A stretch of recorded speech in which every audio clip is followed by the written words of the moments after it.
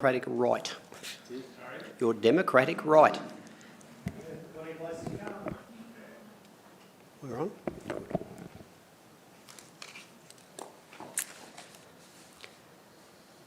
So good evening and welcome to the East Gippsland Shire Council's meeting of Tuesday the 16th of September 2025. East Gippsland Shire Council live streams, records and publishes its meetings via webcasting. These recordings are available for viewing by the public by following the link on Council's website. During the meeting, any members of the public who are addressing the Council will have their image and comments recorded. No other person has the right to record Council meetings unless approval has been granted by the Chair. If technical difficulties are experienced with the live streaming during the meeting, we will adjourn until the issue is resolved. If they can't be resolved, the meeting may be postponed to a later time or date. So firstly, I'd like to recognise the traditional custodians. So East Gippsland Shire Council acknowledges the Gunai Kurnai, the Monero and the Bidawal people as the traditional custodians of this land that encompasses East Gippsland Shire and their enduring relationship with country. The traditional custodians have cared and nurtured East Gippsland for tens of thousands of years.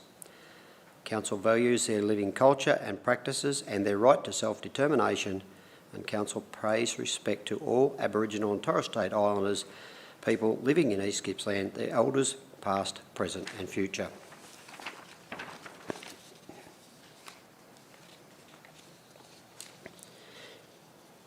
In line with the Local Government Act, councillors are able to attend council meetings electronically or in person.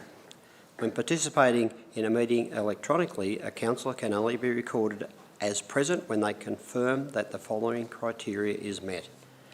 1, they can hear proceedings and can be heard by other members in attendance, and 2, they can see other members in attendance and be seen by other members.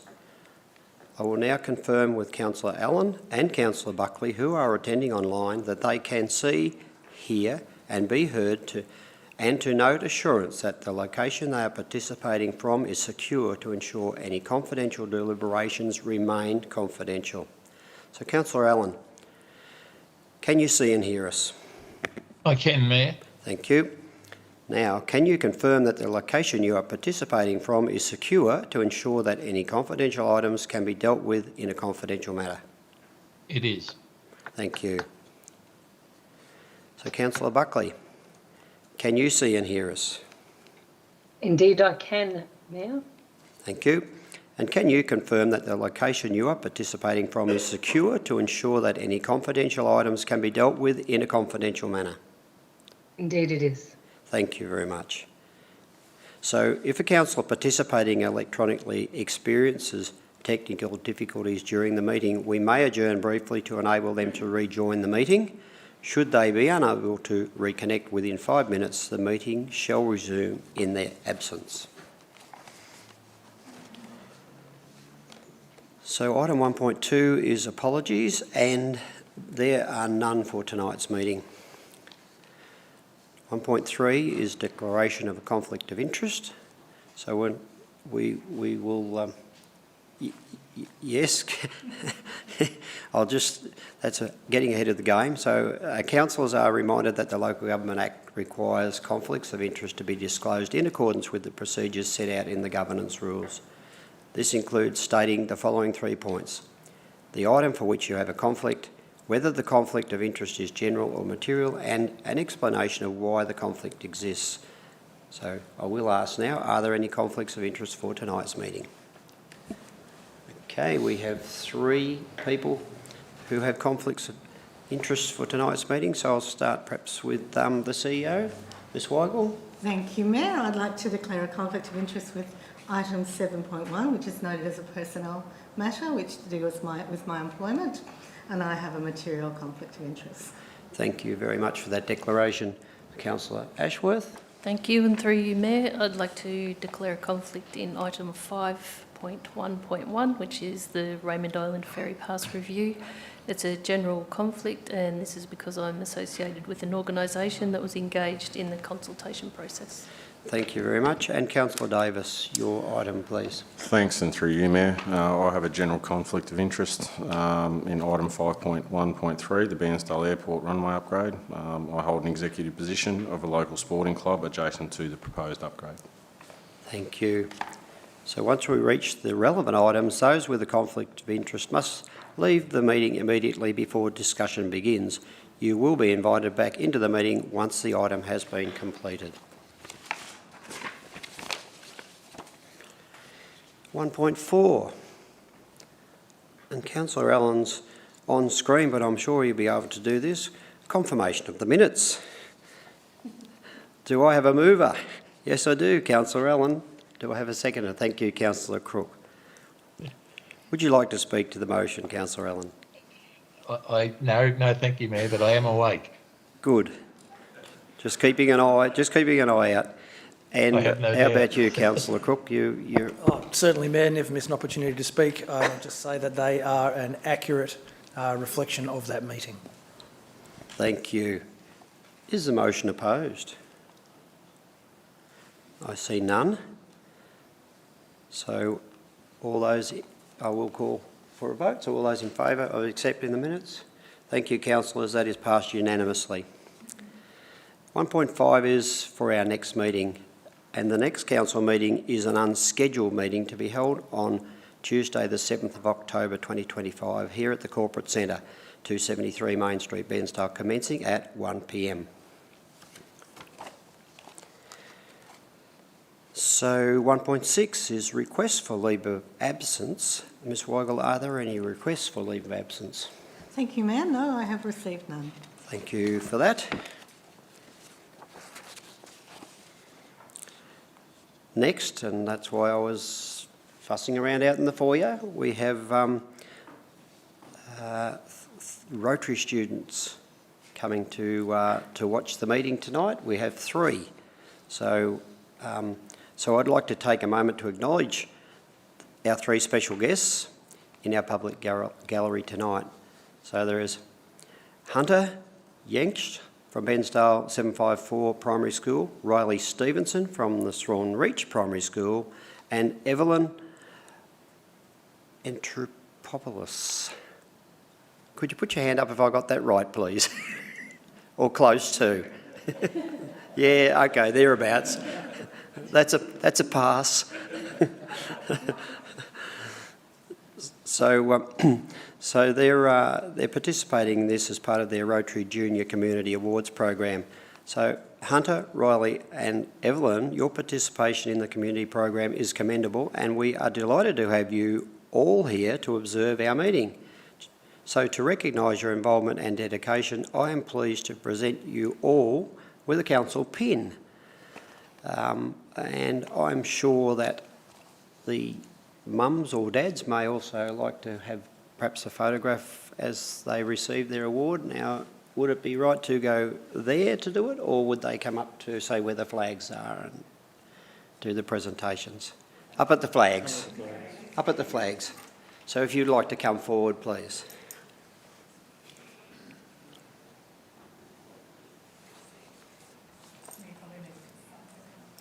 Done it.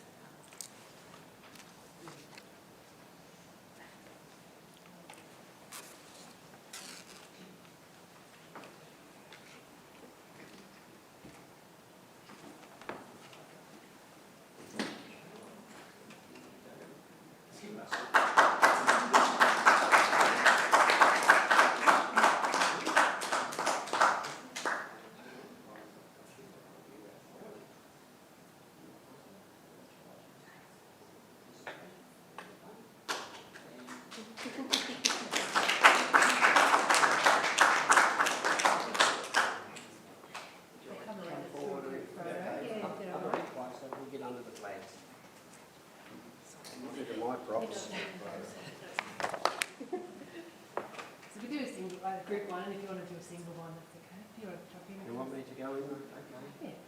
All right. Alright, so go on to geography skills. Alright. Oh wait. Alright. 1, 2, 3, look at me. Beautiful. You can come over. Yep. You'll be on the council Facebook page in about 30 seconds. It comes to the end, like, yeah. Sorry.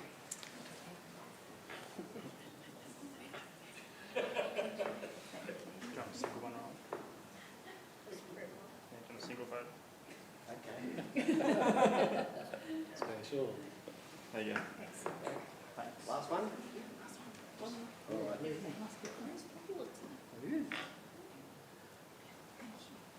Thank you for coming. Good luck with your future endeavours.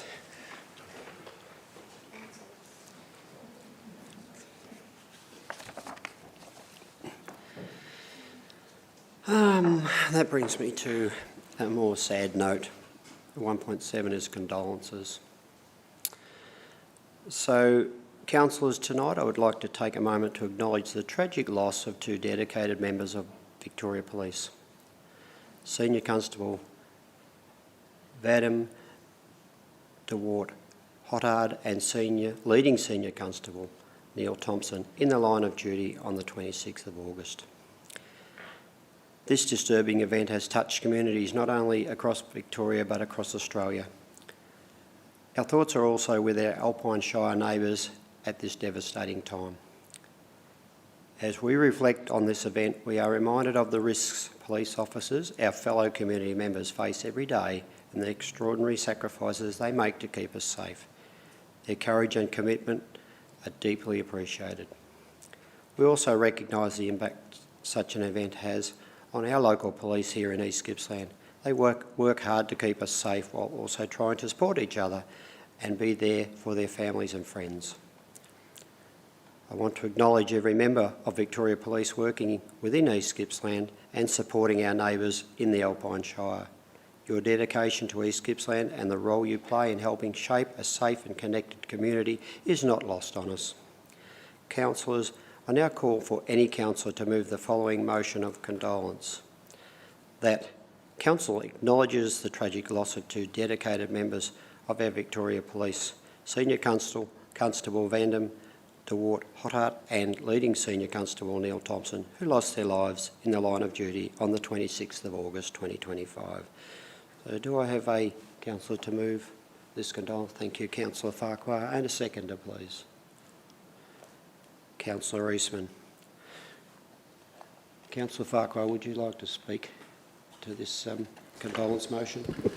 Thank you, Mayor, and through you, Mayor. It's a tragic set of circumstances behind this, and the people that go out every day to face those challenges, and unfortunately we've lost two of the best.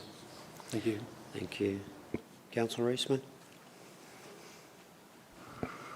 I second what Councillor Farquhar said, and I think it's doubly tragic in that those officers knew that they were facing some danger when they went to that door. They couldn't have known the extent of it, but it's just an horrendous thing to think that they have to take so much courage to do their job and they can be cut down at such short notice.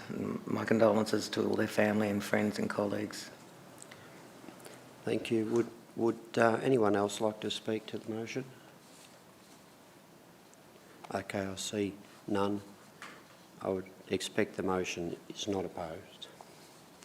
So I would now put the motion to the vote. So all those in favour of this motion? Thank you, councillors.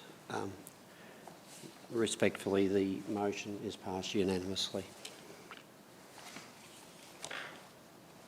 So at 1.8, which is open forum, we will now move on to the topic of open forum. So at the first item is 1.8.1, petitions, and there are no petitions on the agenda tonight. However, I will ask the CEO, Ms Weigel, are there any questions of council? Thank you, Mayor. We have a number of questions of council this evening. Thank you. So before we begin, I'd like to remind everyone that when making your address, you show courtesy and respect to the council, its staff and the processes we follow. We also ask that you take direction from the chair whenever requested. So during public questions or submissions, there won't be any discussion or debate with attendees. However, councillors may ask questions of clarification to the attendee. As Chair, I may need to stop a question or submission if deemed inappropriate or not in line with Council's governance rules or the Mutual Respect Charter.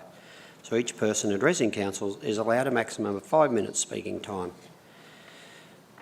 There are, I see, a total of 16 public questions for tonight's meeting, submitted by 8 members of the community, and 5 people have requested that the CEO present their questions. These questions will be heard first, and then the individual community members present at the meeting will be called on to ask their own questions. So, Ms Weigel, would you please begin by reading out the 5 questions from submitters, please? Thank you, Mayor. The first 2 questions are from Mr Brenton Rule. I will read them together and then ask the General Manager of Assets and Environment to respond. Question 1, with regard to my recent correspondence about the proposed massive expenditure on the Bairnsdale Airport, what, if any, independent outside analysis has been undertaken regarding the proposals and submissions by interested parties that are now before Council to ensure this project is actually needed? And question 2, has Council looked at other needs within the community, for example, Town Centre Mall, to see if this proposed money can be better spent for immediate benefit to all ratepayers? I'll refer the answers to the General Manager to provide some short answers. Thank you. And through you, Mayor, the Bairnsdale Airport Master Plan was the independent analysis that underpinned this work. It was developed by specialist aviation consultants, and the work was informed by operational data, stakeholder engagement and an assessment of the aviation needs, including feedback from key emergency service providers such as Deakin Air Ambulance Victoria. And that identified the length, width and low pavement strength as key constraints for these essential services. Currently, larger aircraft that operate from the airport do so with a pavement concession, which means they're operating on a runway which is not designed for their size and weight. And that, whilst it can occur, it's not a sustainable long-term solution. And certainly the Toll Aviation, which operates the air ambulance services, has advised the current runway is not suitable for its larger aircraft, and there is restrictions on their operations. I think the correspondence that's attached to tonight's agenda items is consistent with the input from those agencies to the master plan. In relation to the second question, every year the budget, through the budget process, which includes the development of the capital program, capital budget development, Council considers its priorities for capital investment. And this includes consideration of other projects as well as those that end up being included within the approved program. I do note that this project, the Bairnsdale Airport runway upgrades, is intended to deliver benefits beyond the direct users of the airport. In fact, it's intended through delivering the best possible aerial firefighting capabilities and medical patient transfer. The project is designed to deliver benefits across a wide cross-section of the East Gippsland community, and that close to 2/3 of the project is sourced from grants, so it's not council cash investment, and those grants are not available to be reallocated to other projects. Thank you. I'll ask you to stay there, Mr McConnell, because the next question is for you as well. It is from Ms Catherine Foll, and it's again 2 questions. I'll ask them both and then ask you to respond. Why is the slipping of the Raymond Island Ferry scheduled for spring, summer and not during autumn, winter?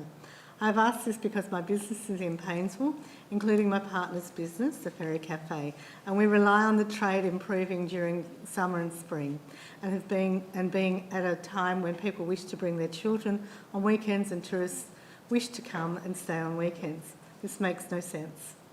Why is the Raymond Island Ferry, the second question, why is the Raymond Island Ferry often overstaffed?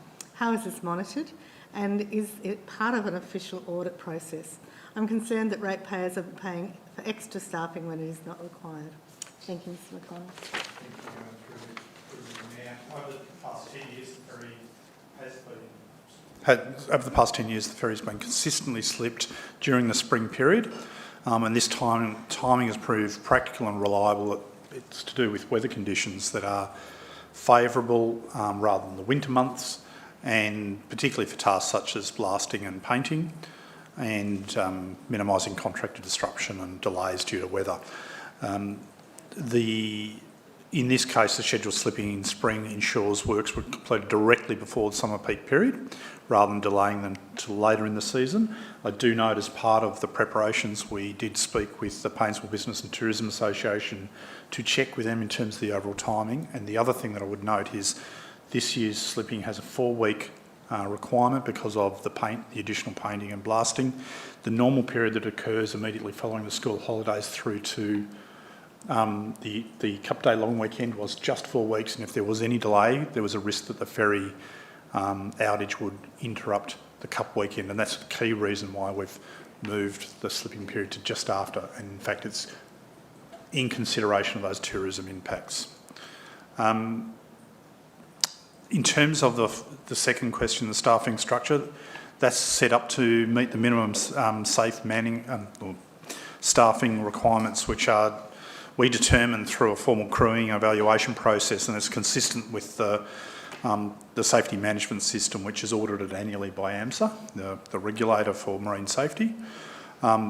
Generally, what happens is that there are 2 staff appointed or on duty during the busier periods, and in the early mornings and later into the evening there's a single person. So, and that allows us to both operate the ferry safely but also do all of the checking of passes and taking of fee payments for people using the ferry. Thank you. I'll ask you to stay there for one more set of one more. questions. Thank you, Mr McConnell. This one's from Genevieve Wilkes. There is a preamble that I'll read and then 2 questions. I'll read it all out and then ask you to answer the 2 questions. The preamble begins, East Gippsland Shire Council invests in community infrastructure with $17.4 million spent on the World Centre redevelopment, $3.76 million on the Eagle Point foreshore redevelopment, and in recent years and recently announced $6.5 million for the Painesville Yacht Club. Investment in a bike path from Bairnsdale to Painesville and in the Bairnsdale outdoor pool would also be highly valued by the community. By comparison to these figures, the estimated cost of $500,000 to save the outdoor pool is small, but the commentary has been that the cost is too expensive. How does East Gippsland, and this is the first question, how does East Gippsland Shire Council weigh up these community infrastructure investments to decide what projects are worth investing in above or over other projects? For example, is there a values matrix or policy that is used to guide these decisions?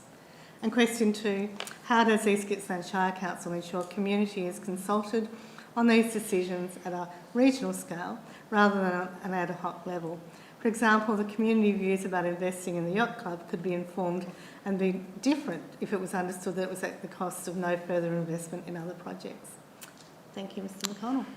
Thank you, and through you, Mayor. Firstly, it's probably worth making a point in relation to the outdoor pool. So Council resolved not to make any further significant investment in the pool some years ago. And so it's not being considered further in the development of the capital program based on that resolution of Council, and officers are bound to follow the resolutions of Council.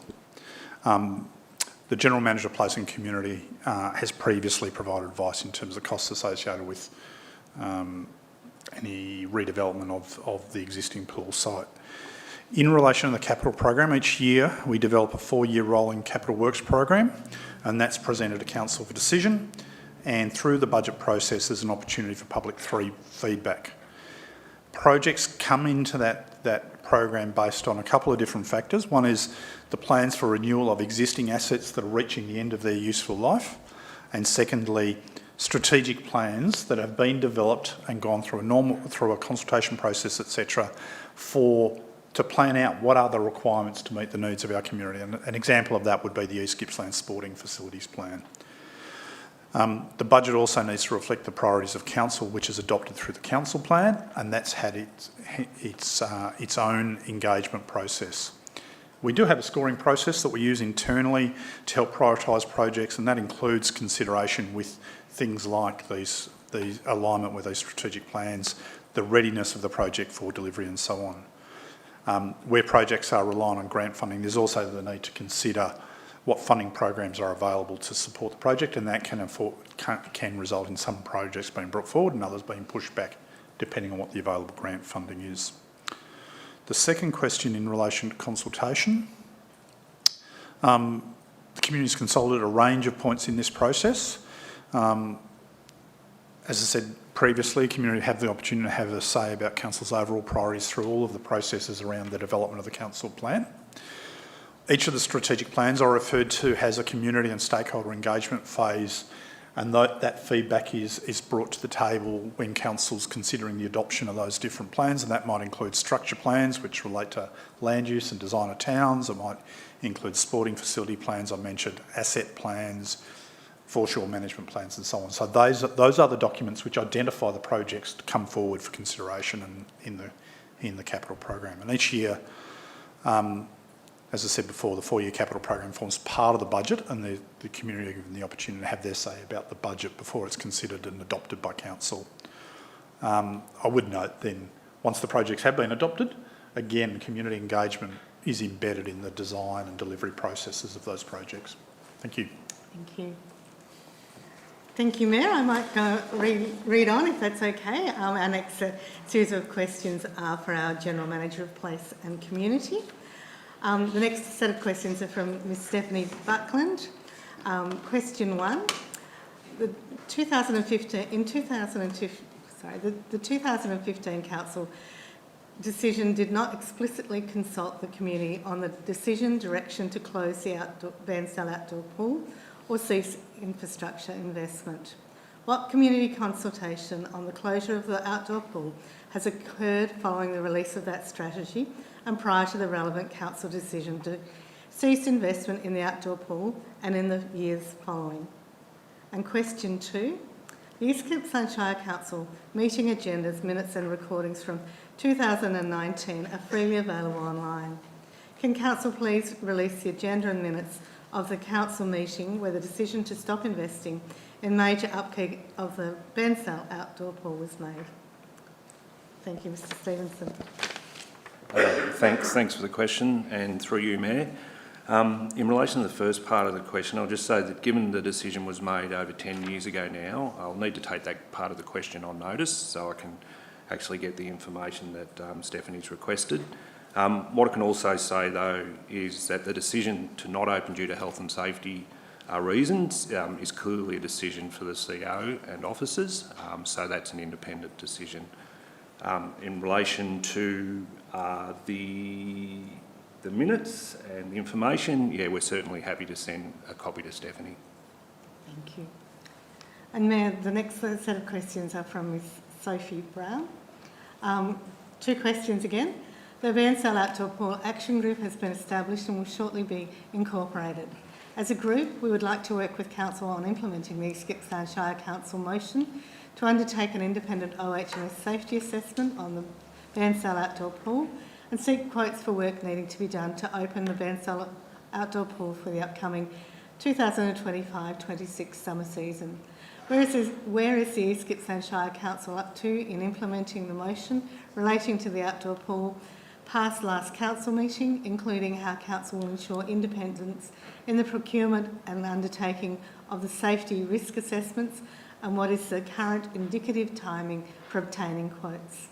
And question 2, the outdoor pool requires emergency funding now to remain open to allow more than 3,000 school children to have swimming carnivals as well as community access to the pool.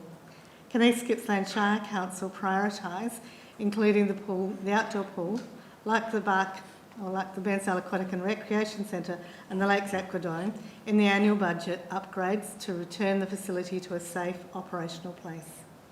Thank you, Mr Stevenson. Thank you, and through you, Mayor. So following the last council meeting, the project scope is drafted and officers will soon be obtaining quotes from independent contractors to complete the work. This will be via a request for quote process. We'll need to establish the timelines, and this will be done when we get feedback from those contractors, and part of that is based on their availability to do the work. While we thank the Bairnsdale Outdoor Pool Action Group for your offer to work with Council on this project, this element of the project will be procured and managed by Council officers, and this is in line with their position requirements and responsibilities. Officers will work with within council procurement guidelines and present all reports to councillors at completion for their consideration. In the second part of the question, so in relation to budget, this will be a budget decision for council once any costs are better understood. So they'll be brought back to council. And we are, in relation to the schools, we are working with schools to ensure appropriate arrangements are in place in the interim. Mayor, there are all the questions that were for me to read. I believe there are some people in the gallery that also have questions. Yes, there certainly are. So could I ask Ms Anne Daffy to come forward and ask your questions, please? And I'll ask Mr Stevenson to stay. Thank you. I'll shoot at the same hot seat as last time. Good evening, Mayor, everyone else. Could you please turn your microphone on? We'll just... There is it? Okay. Sorry, good evening, everyone. So Lifesaving Victoria conducts pool safety assessments which are designed to provide organisations with an overview of their facilities' performance against industry standards and expectations. The assessments are tailored to each facility and are based on water spaces, special features and programs on offer. The assessment is consistently reviewed by industry experts, fully reference-based and considered best practice within the aquatic industry.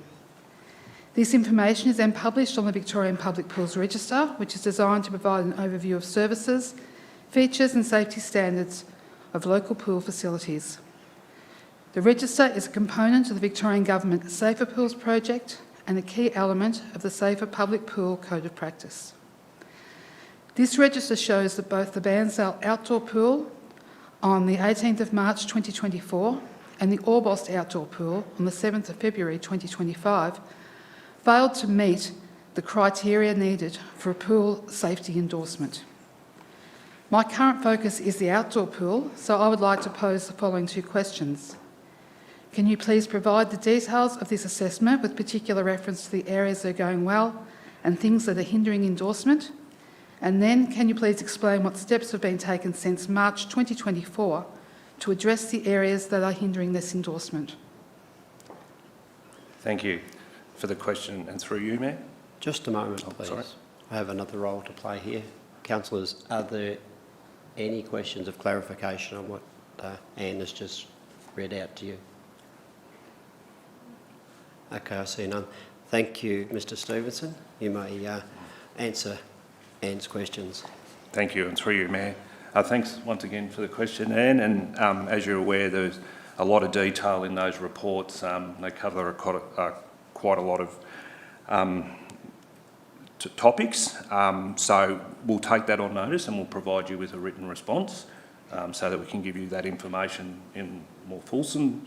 For me to talk to it here tonight, there's quite a lot of information. What I can say is I know that at a high level, and I had a look at some of the data today, that the outdoor pool scored quite low from a health and safety perspective, and there's certainly some work that we have done and further work to do there. And in relation to the second part of your question, once again, I'll take it on notice and have the team provide a response, which I know they've commenced working on today. Great, thank you. Thank you very much. Good. So I'll now ask Ms Andrea Savage to come forward to ask your questions, please.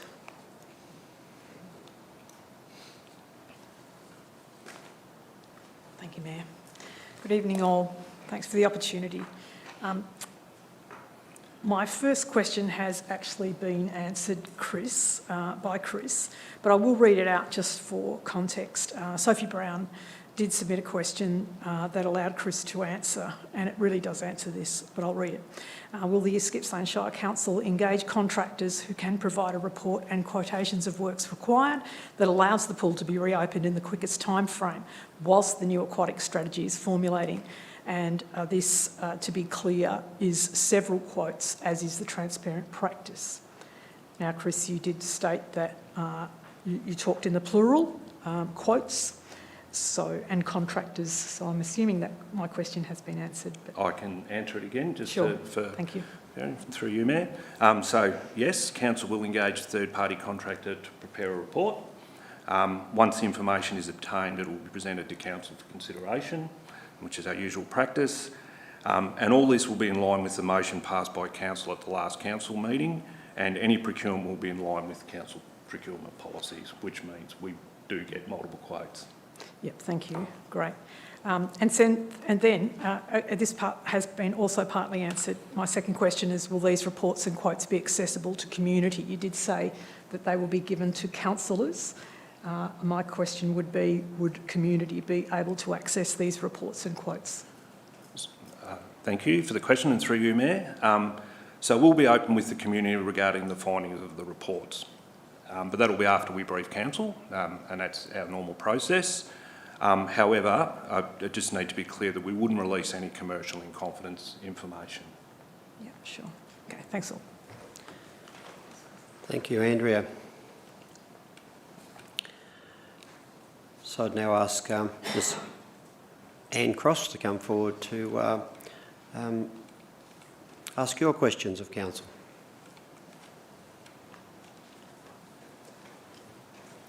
I'd like to thank everyone for the opportunity to speak tonight. For those that know me, I've had a life work for the wellbeing of the community and young people particularly, and I also have been a user, and my family, of all the aquatics centres here in East Gippsland since day dots. We arrived here 40 years ago. My questions are related to my work that I've done and also my passion. The outdoor pool was used by approximately 31 schools over the past number of years for swimming carnivals and competitions. At present, this would be approximately 6,000 primary and secondary school students that I added up. It was noted in the 2015 East Gippsland Aquatic Strategic Plan that the indoor pool was at its capacity at peak times, and we're all aware it is not suitable for school carnivals, competitions, or for many lap swimmers or athletes. My question is, over this 10-year period, while the outdoor pool was deteriorating and the indoor pool was at its maximum usage at peak times, what was Council's plan for these schools and other swimming groups' usage over the summer if the outdoor pool is closed? Second question, what is Council's strategy to address the overuse of the indoor pool once they close the outdoor pool? Thank you. Thank you. And through you, Mayor. So there was no clear plan identified in the 2015 East Gippsland Aquatic Strategy for relocating school swimming carnivals once the pool was closed. And given the time frame between that piece of consultation and now, we would expect that any plan at the time would need to be revisited anyhow, and that's what we're doing at the moment. So officers are currently in consultation with schools to support school carnivals moving to other venues and remaining accessible for students. My understanding that initial discussions have been generally received well, but more consultation is required to work through this. There were no other formal swimming groups outside of schools actively using the facility last season. However, we will continue discussions with the likes of the Water Dragons to support the club and local athletes with access to facility, as best we can. In relation to the second part of your question, so there was no strategy for addressing overusage at the Bark once the pool was closed. Currently, the indoor facility is having record attendance, and we acknowledge that. Yeah. They far exceed 2015 levels, and while in some peak periods the pool hall has high usage, we are still a way off the facility being classed as being overused. Officers continually review and adjust programming to manage lane space to get the best and most efficient use of the facilities. And we also have a range of operational measures in place to manage the pool hall if attendance reaches capacity, to avoid closure or significant impact to patrons. And given the attendance witnessed at the outdoor pool, we're confident overuse won't be an issue at the indoor facility while the outdoor facility is closed. I use it regularly, and just for example, yesterday, that my class was overused, over a budget. Okay, I probably can't say it, but It's true, it is overused in most peak periods, but thank you. Good. Thank you, Anne. I'm passionate. Yes. All right, thank you to all those people with their questions of council. And thank you, officers.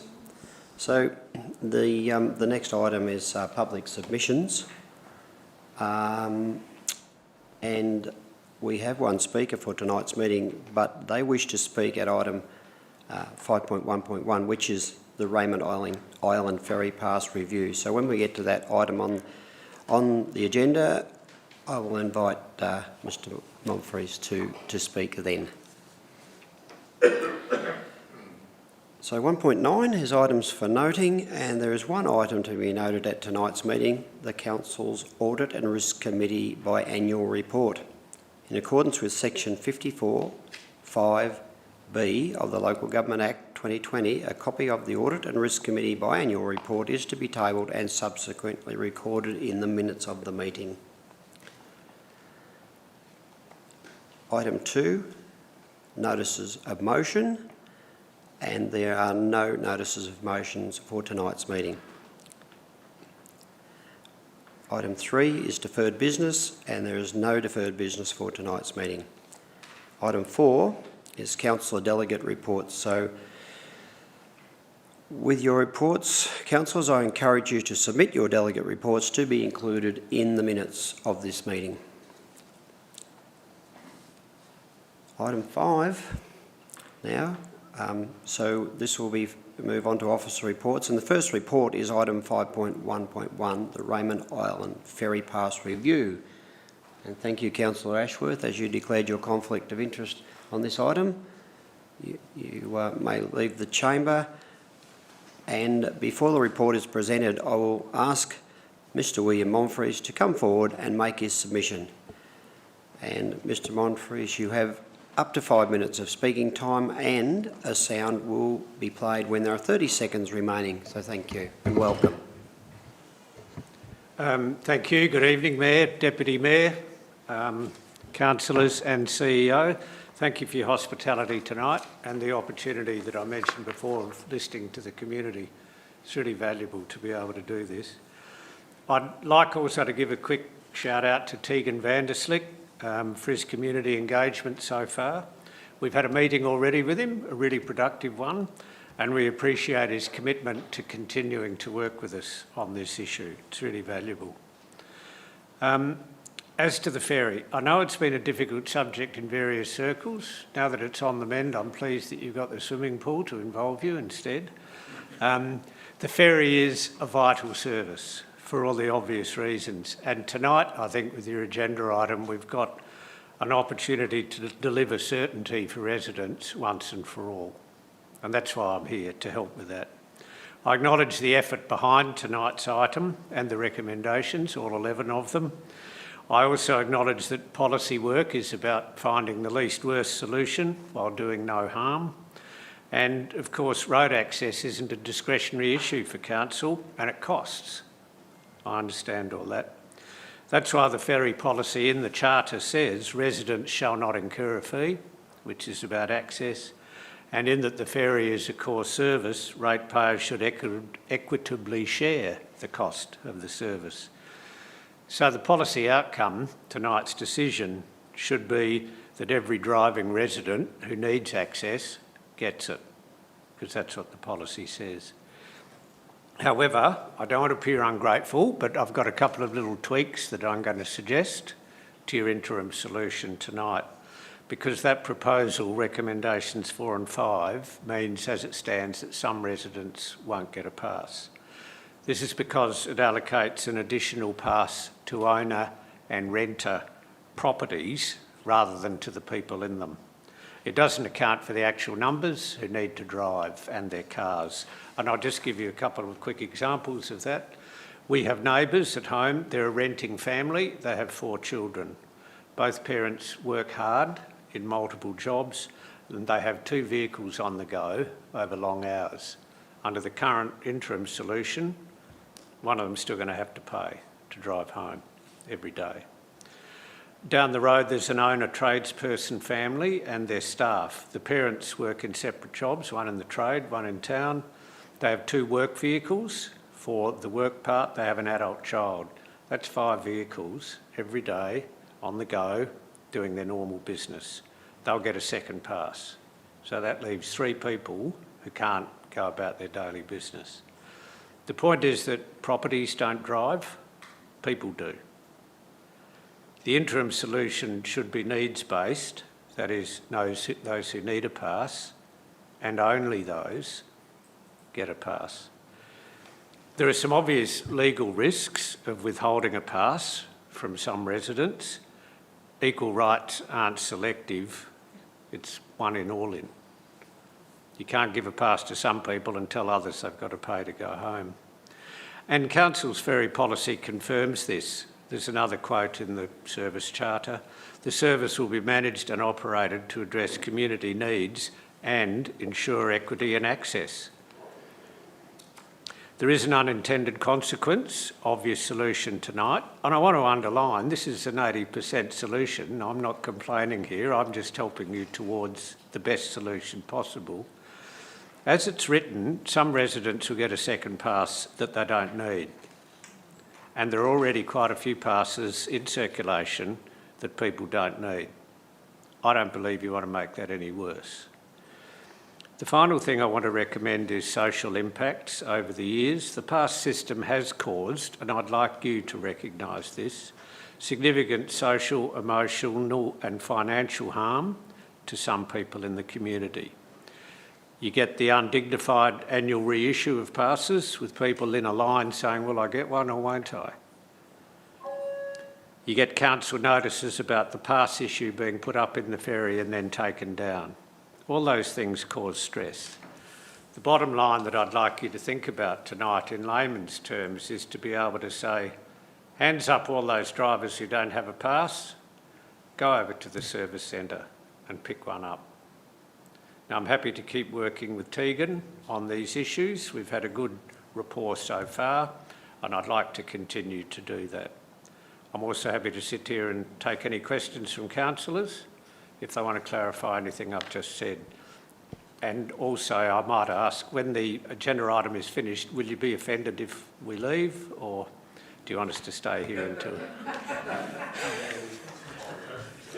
But in the meantime, I realise I've probably said a few things which people might want to clarify, so please, if anyone's got any questions, hit me. The time you leave, wouldn't that be determined by the time the ferry stops tonight? You'd need to... You don't want to stay too late and miss your boat. Actually, if I forgot my pass, I wouldn't get home anyway. Oh, thank you. Any questions from anybody? Yeah, I was just going to say, councillors, any queries on what's been presented? Councillor Buckley, this is for clarification. Yes, thanks. I'm just seeking some clarification on your last statement. You said that it should be as easy as if I live on Raymond Island, come into the office and pick up a pass. So how would you see that would be effectively rolled out in the most easiest form? Thank you, Councillor Buckley. I've already thought about this a fair bit and had a little bit of discussion with Tegan a month or so ago. You need to establish that a person who wants a pass also has a second car at home. So you need a simple system to say, OK, we're giving a household another pass. If they've only got one car, sorry, one pass is enough. So you need a little bit of a filter there to make sure that each person, each driver, I should say, not each person, each driver who needs access also has a car to have it in. You don't need 3 passes in one car. But if you've got the kinds of households I just talked about, you need a simple system to be able to tell that they've got that number of vehicles which go in different directions every day. I hope that wasn't too long and complicated an answer. This again, I stress, must be a question of clarification. Councillor Trevaskis. Yeah, thank you. I'm just wondering then if it was licence-based rather than property-based or something like that. Would that be better? Sorry, say again. Would you prefer Licence-based, like your driver's licence? That way, for instance, if a person has a private car and a work car, they can drive whatever, depending on their licence. That's a question.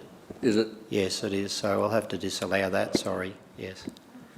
It's obviously the sort of thing you'd consider in rolling out a system, though, because you can verify that people are entitled to something, in my view. All right. Well, thank you for your concise Do I go and discussion. sit down or do I stay here? And I would also, on Teague's behalf, thank you for acknowledging the work he's been doing with you and the other residents. So thank you. My pleasure. Do I stay here or do I go back there? Back there. Thank you. Thank you very much.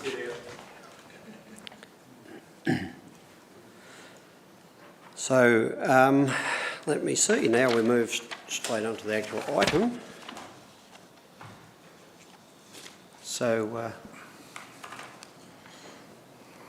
Mr. McConnell, would you like to speak to your report and provide us with your recommendation? Yes, thank you, Mayor. Officers, before you is a report presenting a series of recommendations in relation to the review that we've conducted into the current operation of the ferry pass system. And the focus of this is really predominantly around the passes available for residents of Raymond Island. I think it's probably worth just caveating to begin with that whatever we come up with needs to be operationally efficient and effective and equitable, but it also needs to balance the challenges that Council has about the cost of operating the ferry, whilst at the same time providing appropriate access to the island for those residents consistent with the Charter. And I would note that in relation to that, the Charter does provide for an expectation that Council provides free access to the island for residents, and that is what this recommendation is consistent with. The Charter doesn't say unlimited access, and in fact we have legal advice previously that confirms we're not legally obliged to provide free access, but it is a matter of policy of this Council that we provide free access to the island, and then there's no proposal to shift that. In 2022, a report was presented at the Councillor's requests that made changes to what was in place at the time for resident passes, and that resulted in a change. Over the past couple of years, there's been recognised that there were some unintended consequences of that. You know, some of the operational challenges about when passes might be forgotten or similar, and also the nature of the pass being portable, resulting in misuse of those passes. Another item that was identified was that renters in that previous, the system that's currently in place today, renters are effectively excluded from eligibility for a free pass. So there was a series of matters that were identified, and we've sought to address those. What I am conscious of in this process is we've had some targeted consultation with key stakeholders, but we haven't had the opportunity to consult broadly with the Raymond Island community. Before you then is a recommendation that identifies a preferred pass system which is based on fixed passes as was previously in place prior to 2022. It does also provide for issue of a pass to renters. Previously, the expectation was that landlords on receiving 2 stickers would pass one of those on to renters, but we've included an additional provision for a sticker to be in place for renters. Our proposal is that system would be in place for 26-27 after we've had the opportunity to just again consult and make sure we just refine that system, make sure that will work. But that's the proposal there. But as an interim measure for this year, that we issue a second pass at no cost to the owners of developed land, as we've mentioned previously, and then secondly that there also be that interim opportunity for a pass to be provided to renters as well. We've discussed the matters around the opportunities for a fee of being applicable for a walk-on fee for non-residents of the island. The recommendation sets out, we'll do some further work on that, but the intention is to work towards being able to implement a fee for non-residents of the island for walk-on, and also clarifies the scope for an exemption, in a sense, from paying a fee for emergency services and not-for-profit organisations that are providing regular services on Raymond Island. So, councillors, you have the recommendations in front of you. Happy to receive any questions, and Tegan Vanderslick's here, obviously, to assist also if you've got more detailed questions. So thank you, councillors. Thank you, Mr McConnell. So, councillors, do you have questions? Yes, Councillor Cook. Thank you, Mayor, and through you, and thank you, Mr McConnell, for your introduction to the matter. Renters on the island. Traditionally, we've been relying on the goodwill of property owners to pass one of the ferry passes that they have received on to renters, and now we're making a specific provision to provide people who rent on Raymond Island with a single pass. It seems to me that if I was a household with multiple cars, that one pass would leave me wanting. Is there a mechanism available to council to implore property owners who seek to rent their residences to pass on their ferry passes, or is that beyond our jurisdiction, as it were?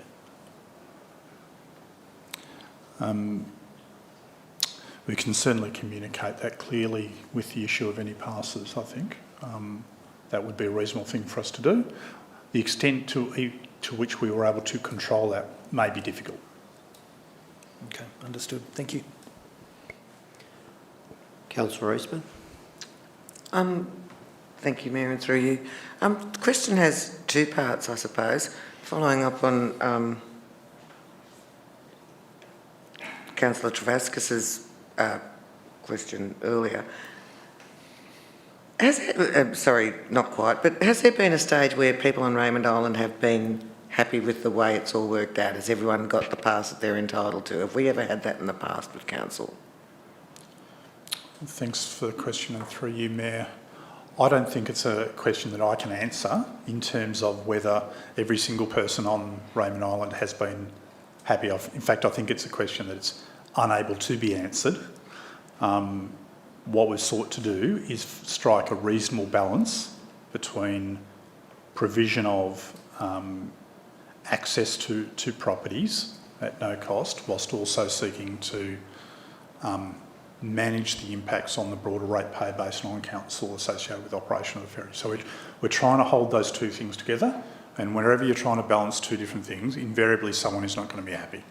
Okay, and from Councillor Travaskis's comment before, would it be possible to have a pass system linked to a licence or a car registration addresses?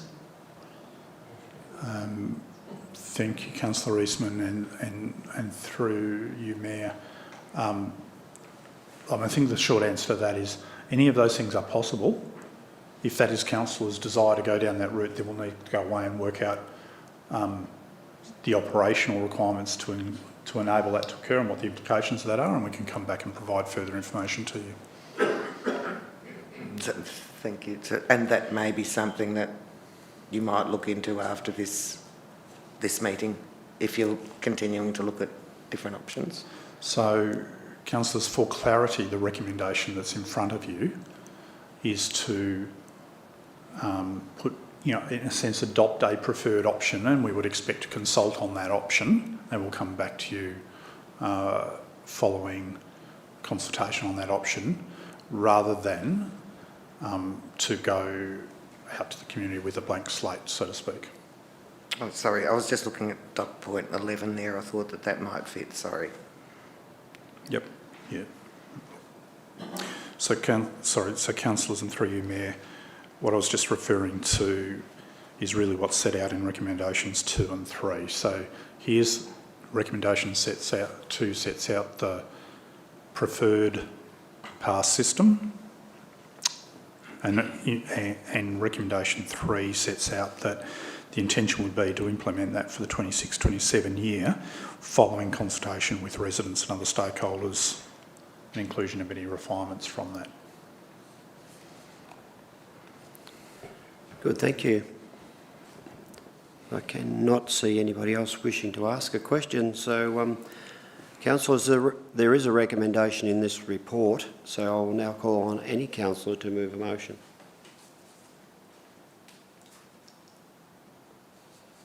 Councillor Crook, thank you. Do we have a seconder? Thank you. Councillor Farquhar. So, Councillor Crook, wish to speak? Yes, thank you, Mayor. And just briefly to say, to reflect on an earlier conversation I had, I believe this is a step in the right direction, which acknowledges that it's not a perfect solution, but that we are committed to finding a solution which is as perfect as it can be, noting that, as Mr McConnell said, when you seek to balance two competing demands, it's very difficult to keep everybody happy all of the time. So I think this is a step in the right direction, and I'm happy to recommend the motion to Council for approval. Thank you. Councillor Farquhar. Thank you, Mayor, and through you. Agree with Tom on this, Councillor Crook, sorry. And I think in section 5 there, we've got interim measures until the implementation of the new pass system is in place, which gives us that bit of scope to maybe improve on it. So thank you. Thank you. Is the motion opposed? Councillor Buckley. So would you like to speak against the motion? Yes, Mayor, I would. Look, thank you to my fellow councillors, and in principle I agree with Councillor Crook and Councillor Farquhar. However, a balanced plan for the Raymond Island Ferry has, for some inexplicable reason, been very complex. The plan has tried to address the equity issues, and I acknowledge perhaps we've fallen short. I hope to see some of the issues raised by Riker will be addressed, and that the proposed interim pass allocation to reduce operational challenges and support the ongoing financial sustainability of the ferry service will honour the charter is my main issue.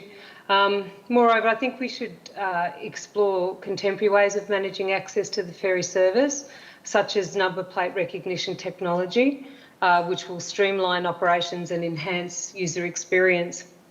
This was floated, and for reasons it's not as easy as just asking for it to be done, and I acknowledge that, but I think that technological advancement will not only improve efficiency, but it will also reduce the risk of, any supposed unauthorised sharing or resale of passes.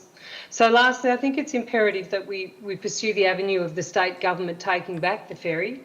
The current arrangements have resulted in a cost-shifting exercise that disproportionately burdens the ratepayers of East Gippsland. And so by advocating for state government to take back the ferry, we can ensure more equitable distribution of costs and a sustainable future for the Raymond Island Ferry.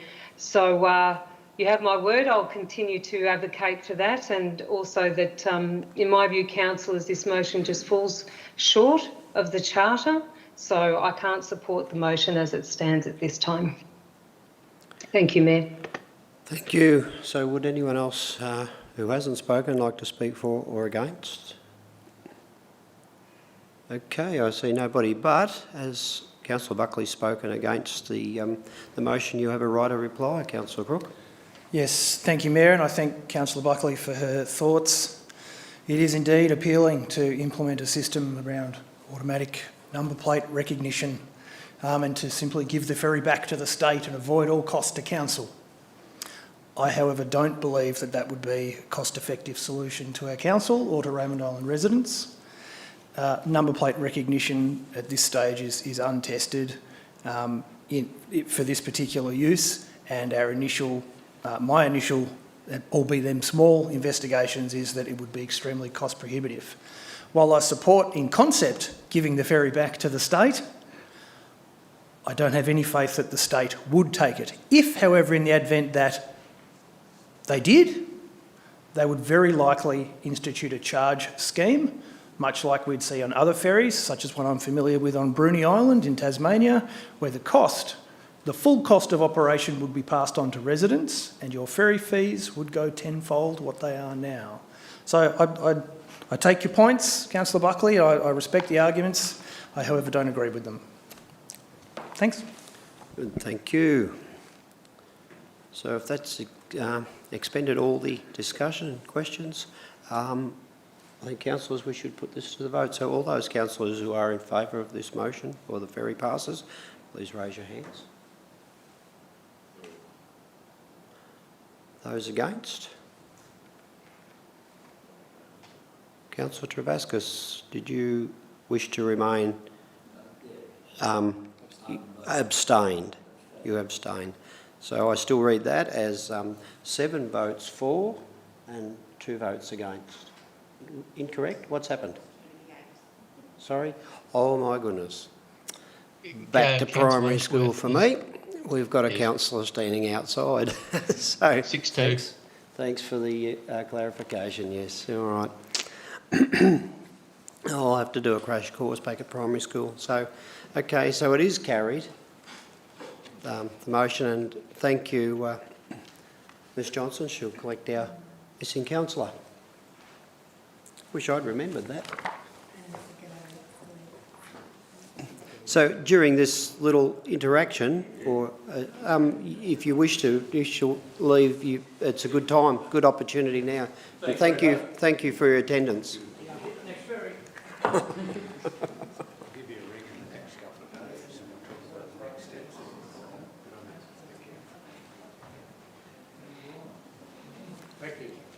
Good night.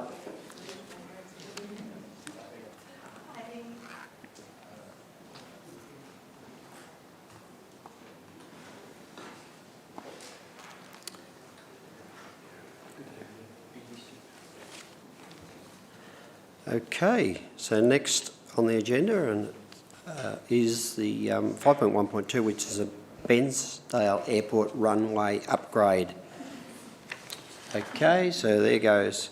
All right, I'll remember this time, whatever the outcome is, it's going to be 8 only. Yep. So, councillors, before you is a report recommending that council endorse the proposed lengthening, strengthening and widening of the Bairnsdale runway, as outlined in the report, to future-proof the airport for use by emergency services, etc.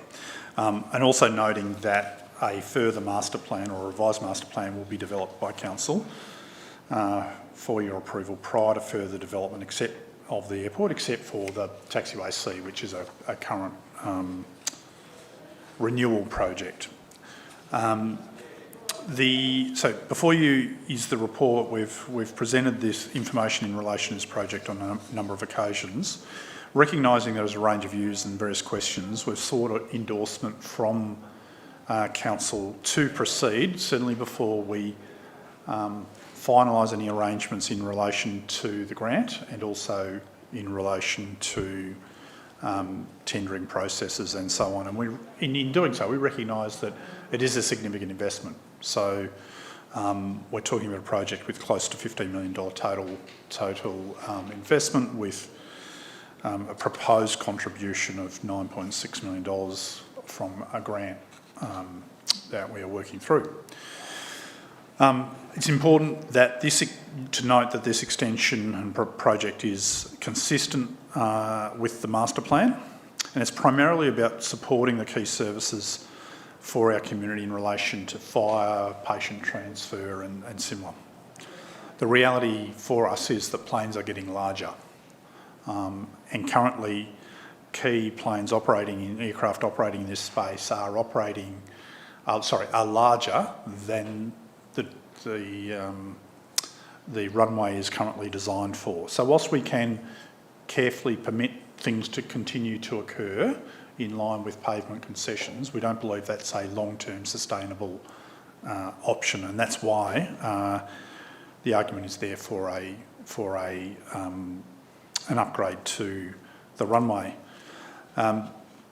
Importantly, with that, where larger aircraft are using the runway currently under concession, it also means that they are limited in things like their take-off weight and things like that. So they're potentially, for example, operating without full fuel loads and things like that. So there are operational constraints that go with that. So our view is the current arrangements are not sustainable over the longer term, and there's an opportunity to future-proof the runway and support our community in that way through improved aerial firefighting, improved patient transfer and so on. I would note that we're in the rare circumstance of having potentially access to a grant in the order of $9.6 million, which is more than half of the cost, so it's close to 2/3 of the cost of the project. That's rare in this, and so ordinarily the maximum funding that would be available for a project like this from the key fund sources would be a 50-50. So there is an opportunity, and recognise it's a matter for council to consider, but it's unlikely that we would see a similar funding opportunity in the future. And in fact, it's likely in a future case the council would need to contribute a greater proportion of the overall project funding. We've briefed you previously in relation to a range of aspects for the project. The key thing that we're continuing to work through, as I think we mentioned previously, is the strategy for provision of the environmental offsets, and we've certainly had some made some key progress there with our colleagues at DQ, the Commonwealth Department of Environment, in relation to what the expectations are for that and the timing of provision of offsets and so on. So that's been positive. Certainly recognising the size of the project and the fact that we're still working through some of those offset arrangements, our commitment would be to continue to keep councillors informed, and if there's any change in relation to, say, the offset provisions or similar, we can certainly come back and brief you further in relation to that. And if the key, our intention would be that we're not making key financial commitments to the project until we've got those matters of all of those approvals, etc., fully resolved. But what your endorsement will do is give us confidence to negotiate the grant and to proceed and go to tender with confidence that that assuming all of those things come together, we can proceed with the project. So before you is a recommendation seeking your endorsement of the project, and if you have any questions, happy to take those. Again, Tegan Bernaslick's here, the Manager of Council Enterprises, and also online we have Jason Connolly, who is our airports coordinator. And Jason, I might just get you to put on your camera so that, okay, I've just been informed that he can't put on his camera at the moment, so because he's in Orbost, not here. So anyway, councillors, if you have any questions, happy to respond. Thank you for that. So, councillors, obviously, Councillor Eastman, you've wished to ask a question. I have many questions. Well, it'd be good if you could perhaps confine it to a lesser number, please. I would like to, but I think in the public interest, a lot of them need to be asked. So I'll do what I can to confine them. So the first one, we've been told this is about emergencies, ambulance, Victoria and whatever. Can you explain if we'll need to lengthen the Orbost and Malakuta runways too, given that they both currently service the air ambulance and are probably of a similar length or less than the Bairnsdale one? We advertise that they take the air ambulance. Will they need to have their runways extended too to be able to continue to support that service? Thanks, Councillor. So we don't have a current proposal to extend Orbost to Malakuta. The key airport for patient transfer is in and out of Bairnsdale. There is obviously under emergencies flights from other locations, but in terms of the operations of Air Ambulance Victoria, the regular services are in and out of Bairnsdale, and that's why that's the focus of our work. Sorry, and through your mayor again. Well, along the same lines, we're told we have air ambulance as an issue and emergency services. They are also airports used for emergency services by DECA during fires, as we all remember. Are there any plans to lengthen their runways or do similar things to allow DECA to manage to continue its emergency response programs? Thanks, Councillor Eastman, and through you, Mayor. Again, we don't have any current plans for significant extension or similar at either Malakuta or Orbost. Again, the key operational airbase from a DECA perspective from our location is Bairnsdale. However, they do use both Orbost and Malakuta as council managed airfields, and also the private airfield at Benambra also as part of their broader network of firefighting resources. Thank you. So the costs you have here are the costs of extending the runway, and my understanding from the motion is you're also intending to do taxiway C rehabilitation, which I understand might have had some damage to it and does need rehabilitation. Have we got costs involved in that too, so we have a total cost of airport upgrades minus, well, probably total, but maybe minus the hangars and the apron? Yeah, so thanks, Councillor Eastman. So we're currently still working through some of the details in relation to taxiway C and some options to amend the design in order to reduce the cost of that project. The initial estimates for that was in the order of $4 million. We're looking to reduce that, and we have also negotiated for the residual funds from the air ambulance facility to be able to be redirected to assist in covering those costs. The opportunity in this relates to how, for example, we manage some of the soil beneath which may be contaminated and how that's properly managed. So that's part of what we're working our way through. What I would say in relation to taxiway C is it's not intended as an upgrade. So this is a circumstance where the existing pavement, etc., is failing, and so there is a need to undertake this work on taxiway C, but it's not about an upgrade other than once you start to for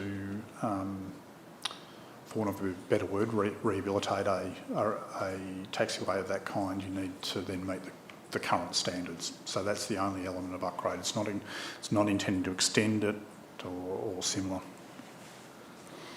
Thank you.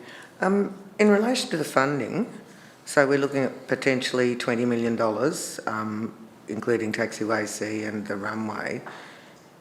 The grant funding is subject to final confirmation. What is the likelihood that grant funding won't come through and that council will be liable for the full $20 million? So, thanks, Councillor Eastman, through you, Mayor. So firstly, if the grant funding doesn't come through, I imagine we won't be proceeding with the project at this point in time, and we will come back and have further conversations with yourself.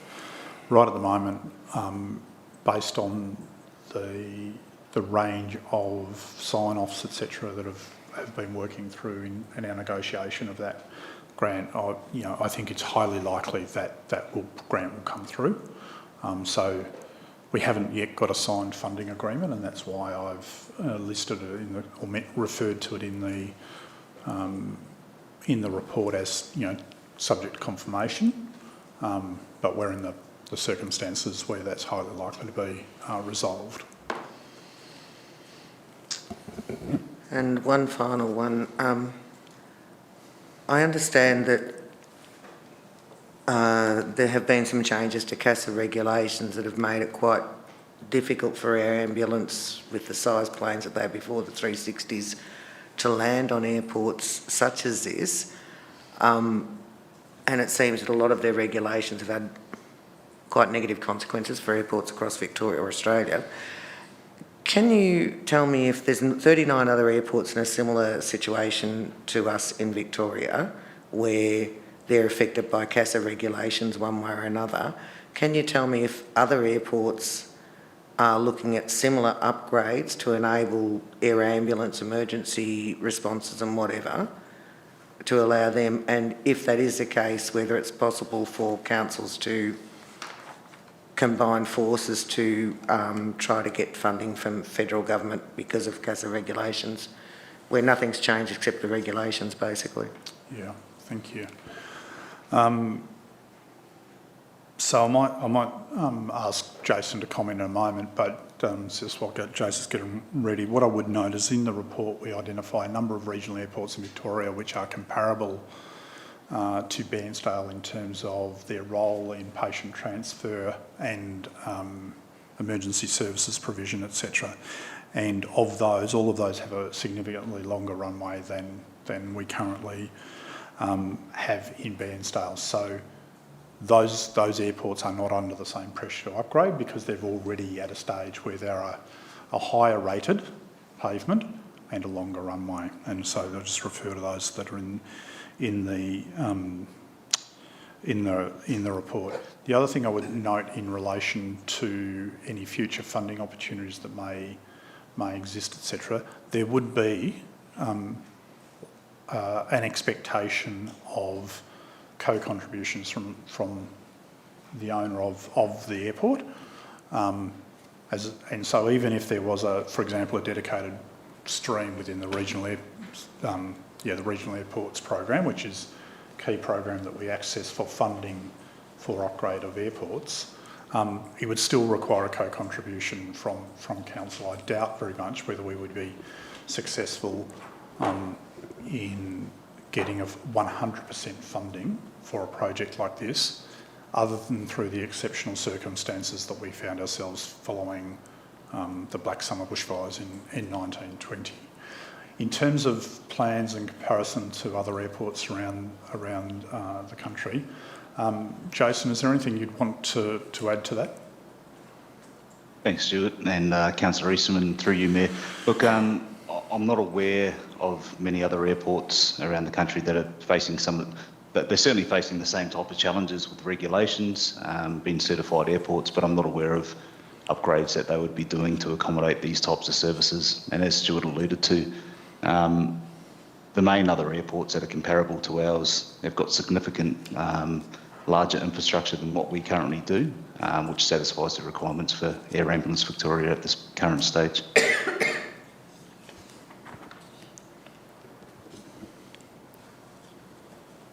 Councillor Ashworth. Thank you, and through you, Mayor, just a question in regards to the funding, Stuart, it's subject to final confirmation, but do we have an expected timeline, or is there an indication of when that confirmation come through, and given your experience, how long that might take? Yeah, thanks, Councillor, and through you, Mayor. It's been a matter that we've been working through in some detail since the conclusion of the Black Summer bushfire recovery program, and so it's taken many months of advocacy to be able to secure this, and I just note that support from a whole range of different places to help us in securing that. Based on where we are currently, we're down to the point of understanding which pay run the money might be transferred under. So my full expectation is that we'd have this resolved within, say, 2 months in terms of the funding agreement. And what that would provide us for is, as long as we've got confidence that this is the funds are coming, which I believe they are, then we can go to tender. But but make sure that the funding agreement is all signed up, etc., before the tender is awarded, so we can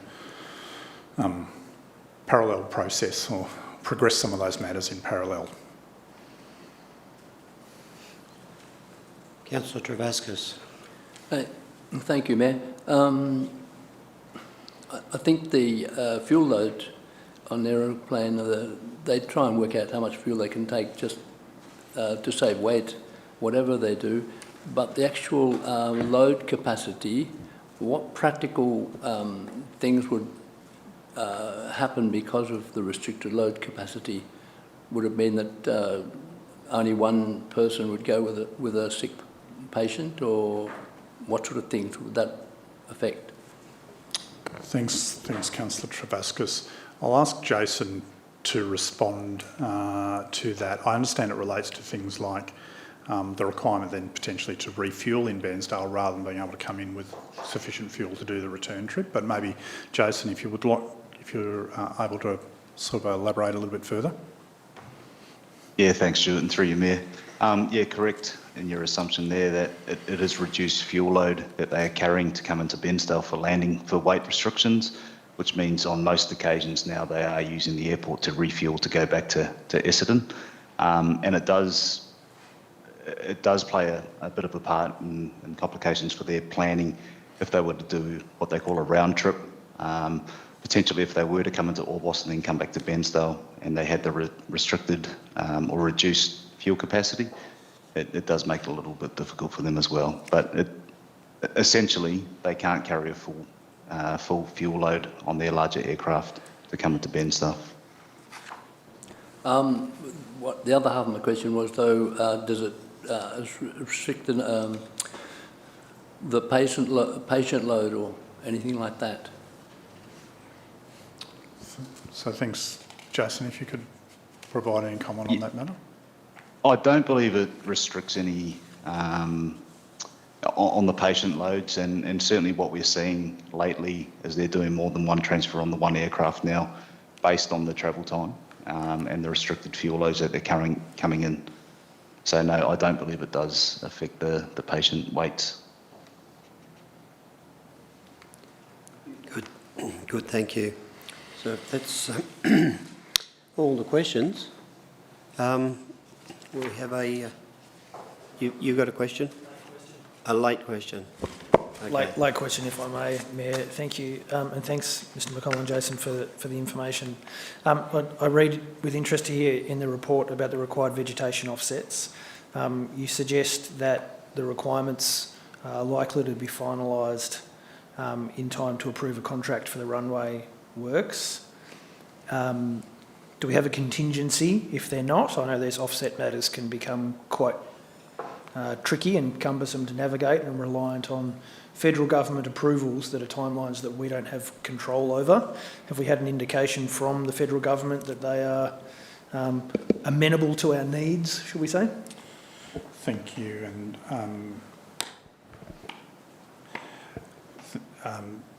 and through you, Mayor, I think what we are doing is we're carefully working through the offset requirements with the Federal Department of Environment. What we are recognising too is in those conversations with them is the need to provide those offsets, but some flexibility around timing and the exact formation of that offset strategy. We're currently doing some further work with our consultant to put that back to the Commonwealth for their approval. So we've mapped out some timelines. You're right, some of those timelines are not within our full control, as is always the case, but we're doing our very best to manage those and to step through a successful outcome for the project. Okay, thank you. And if I might, Mayor, and the cost associated with those offsets, is that included in the budget that we see before us here? Yeah, thank you, and through you, Mayor, there is an significant allocation of funding to the provision of the offsets. In fact, it is several $1 million with allocation to to that, and it is a significant expense as part of the project, and it's in the budget. Just a clarification on that. On that question? Yeah. Okay, because Councillor Buckley's got a hand up. Sorry. Go well, first. No, if that's part of that set of questions, just please ask. So the offset cost is included in the 14 million here? Correct. Thank you. Councillor Buckley. Thank you, through you, Mayor. My question relates to if the motion is passed this evening and the project goes ahead, what impacts would the project have on the current users at the Bairnsdale Airport? Thank you, Councillor Buckley. So we are, there's two aspects to that. Firstly, I note that obviously during construction activities itself, there'll be some interruptions with use of the runway because it will be being constructed, and we carefully manage that and work that through with use of the second runway at Bairnsdale to provide some continuity of service. So just recognise that there is all those construction impacts, and that's been carefully managed through. There is one user group that historically has been located adjacent to the runway and the new footprint and the CASA requirements in terms of secure fencing of the runway environment, etc., means that there is one party that has formally held a lease in relation to an area part adjacent to the runway. That lease has concluded, and so we're talking through with that party in terms of their, what their next options are, etc. But so there is that one entity that's affected. Good, thank you. I'll go take two on the questions. We've just about exhausted the subject, so I would now call, we have a motion before us, so I'd call on somebody to move it, please. I'd like to move the recommendation of the council. Thank you, Councillor Farquhar. Do we have a seconder? Councillor Buckley, thank you. So, Councillor Farquhar, you'd like to speak? Thank you, Mayor, and through you, Mayor. This project has certainly been long overdue, and the recommendation here is only just really to endorse it to move forward. There are some questions regarding the things that Stuart has just discussed, but I think we need to move forward and keep moving on it. Thank you. And thank you. So, Councillor Buckley. Thank you, councillors. The development runway upgrade promises to bring significant benefits to our region, and it's times like these that I really miss my father Ben, who was the former deputy mayor and notorious aviator, as he would have been able to be a valuable resource to be consulted. The Bairnsdale Airport has played a major part in my life and our family, as we had a hangar there and used to transport crayfish and also perform emergency flights. It's a vital asset for our community, and it serves as a critical hub for emergency services and medical retrievals and regional connectivity. This enhancement will ensure that the airport can accommodate larger aircraft and support increasing demands of our region. I won't go on too much. I had some other things to say, and I think they've already been really talked about, but the efficiency of operations of larger aircraft such as the King Air 260 and the medical evacuations for critical care are just essential. We saw over 110 aircraft movements per day during the bushfires, which really highlights the importance of an upgrade. So I also believe the upgrade will support agriculture and fishing industries, which are, vital for our regional economy, and transport of goods. And also people to and from our forever growing region, which that connectivity will attract people to us. So in conclusion, I believe the upgrade is a strategic investment in our region and our future, and it will boost the economic growth and support key industries. So, to coin my late father's words, we should not kick a gift horse in the mouth. So I urge you all to support this motion and I look forward to the positive impact it'll have on our community. Thank you, councillors. Okay, thank you, Councillor Buckley. Now, would anyone like to speak against the motion? Councillor Eastman. Yeah, I would note the optimism and enthusiasm with which other councillors are approaching this this upgrade, but I'll also note that we were originally told that we were looking at regional passenger transport and all sorts of things in the original plans that have been dropped off. None of those things actually held weight. We're being asked to develop an airport to the size of Bendigo's airport, which is completely unnecessary. We're a regional airport. We already have the capacity to manage air ambulance and emergency services. They were managed very well during the 2019-25s, and if they need larger craft to land, they use West Sail Base. I can't see the need for this upgrade. I'm really concerned about the uncertainties around the money. I think we're being asked to gamble millions of ratepayers' dollars on a project with no clear business case, no full costings and no confirmed grant funding. And if that money doesn't come through, we'll be left to foot the bill and ratepayers will be missing out on other things as well. We're also operating on an outdated master plan.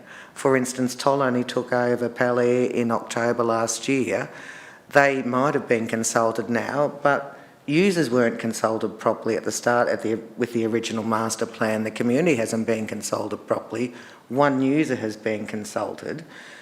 It's I feel like we just haven't consulted the community properly and got a full picture of what's needed with the airport and indeed how necessary these things are. I understand there was damage to the taxiway following heavy army vehicles in the 1925s. That's a different thing. That needs fixing. But the runway itself, I don't believe does, or at least I think we need a better plan. And certainly even looking at a smaller runway, we don't need a 1,600 metre one. We don't have 125,000 population, the same as Bendigo. That's the size of their recent upgrades. We don't need that. I think we can do with 200 metres less and fit all code 3s anyway, if necessary. I think that we're being a little bit profligate in approving this project. Thank you, Mayor. Okay, would anyone else like to speak for or against this motion? I see nobody, so Councillor Farquhar, you have a right of reply here. Thank you, Councillor Eastman, for those points, and yeah, noted. But I think we've got to look at this is external funded. $9.75 million being funded into our economy means jobs for locals. That's an extremely important amount of money. Whether it's required at the moment is not something we should be looking at. We should be looking at towards the future. I don't see any other future money coming towards these sort of projects in the next decade. So let's do it while we can and while the opportunity has presented itself. Delays in securing this funding has created already project milestones to be withheld. We have already invested money into getting feasibility work and all that sort of done, so that would be lost as well. So noted what you have said, and thank you very much. I know you've done a lot of hard work on this, and we've had some great debates, but at the moment all we're doing is just moving forward. We haven't actually committed ourselves to it because there are those questions hanging over a few things, so let's just move forward and get things tied up. Thank you. Thank you, Councillor. So that ends the discussion on the debate. So I'll now put this to the vote. So all those councillors in favour, please raise your hands. Thank you. All those against? Good. I'll get this right now. It's 7 and 1 against. Yes. And thank you, officers. So now we'll move to... Sorry?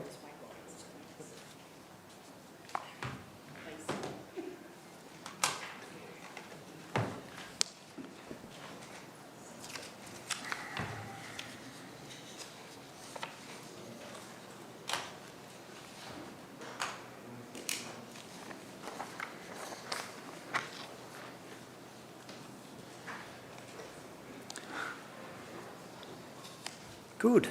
So we now have our councillor back in the room, and I welcome Paul Rooney to the chamber. And Stuart, would you please like to speak to, I believe, is 5.1.3, the renewal of East Gippsland Road Management Plan. Thank you. Thank you, Mayor. Councillors, before you is a report seeking endorsement of a revised road management plan for East Gippsland. The Road Management Act requires us to have a road management plan that sets out the arrangements and requirements and performance standards, I suppose, for management of council's roads within East Gippsland. So this is for the roads that we manage. It doesn't relate to the roads that the Victorian Government manages, such as the Princes Highway and so on. So it's the council managed roads. We're required to review the road management plan every 4 years, and so we've been through that process. Certainly, as we do all of our consultation around the council plan or our council services and budgets and so on, consistently, management and maintenance of our roads comes up as one of our highest priority services for our community. So it is a critical piece and important both in terms of ensuring the safety of our roads for our community and also, for example, managing council's liability associated with management of roads. In addition to the feedback that we sought through council plan and other processes which we've taken into account as we've gone, we also went through conducted a normal consultation process associated with the draft plan, and that's resulted in some minor changes to the road management plan as outlined in the report. So, councillors, before you is the report, before you is the updated road management plan for your consideration. The recommendation is that you endorse that. And with me this evening is Paul Rooney, our manager of infrastructure and open space, and Paul can assist also with any questions of detail. So thank you, councillors. Thank you, councillors. Any questions regarding? Yes, Councillor Crook. Thank you, Mayor, and thank you, Stuart, for the report. Paul, it's maybe a question for you. I noticed that officers have reviewed the road management plan and made draft revisals to the hierarchy of roads. And I understand that the hierarchy of roads can have implications for how external funding is able to be applied for in terms of disaster relief. So if a road used to be of a certain category in the hierarchy and it's damaged during a flood or a fire, then we could apply to state to have it repaired. Have there been, as a consequence of this latest review, have there been major changes to our hierarchy, and if so, what roads are affected? Thank you, Councillor, for the question, and through you, Mayor. So the main change to the hierarchy was to have the fire access roads reallocated to rural access minor roads, and that is exactly the reason it's been done, so as where then them roads are claimable for damage during disaster events. So that was probably the only change. The others change in name only to align with the new road standards, the new allocations through the Road Management Act, and the Rural Minor Road was a purpose change to make sure that those roads are coverable for DRFA funding during events. Okay, that's good. So if I'm understanding that correctly, we've got more roads now that would fit that classification and would be available to be funded through external means should they be damaged. Yeah, their maintenance regime won't change, but if there is a disaster event, they are claimable. Okay, thanks for the clarification. Councillor Buckley. Thank you, and through you, Mayor. I'm just curious to know what consultation process is undertaken when there are changes to the speed limits, and what's council's role in that? Just a lot of the public, I guess, are concerned about, all of a sudden they see, their road goes from 80 to 60. And I think it's just a really good question to have in the open forum to understand that process. So, thanks, Councillor. I just note the question doesn't relate to the matter before us for consideration at the moment. So I'll seek instruction as whether we consider that or not. Well, I could probably solve this for you, that with that question, Councillor Buckley, that perhaps that could be taken offline and explained to you outside of the chamber. But Certainly, thank you. Mayor. Other questions, councillors? I see none, so we do have a recommendation in the report, so I call on any councillor to move motion to adopt this policy. Councillor Travascus, do we have a seconder? Thank you, Councillor Crook. Sorry, Councillor Buckley. I've been taking note of the little yellow hand. I wasn't prepared for a big paw print. So sorry, I'll get you next time. Okay, Councillor Travascus, would you like to speak to this this motion? Yes, thanks, Mayor.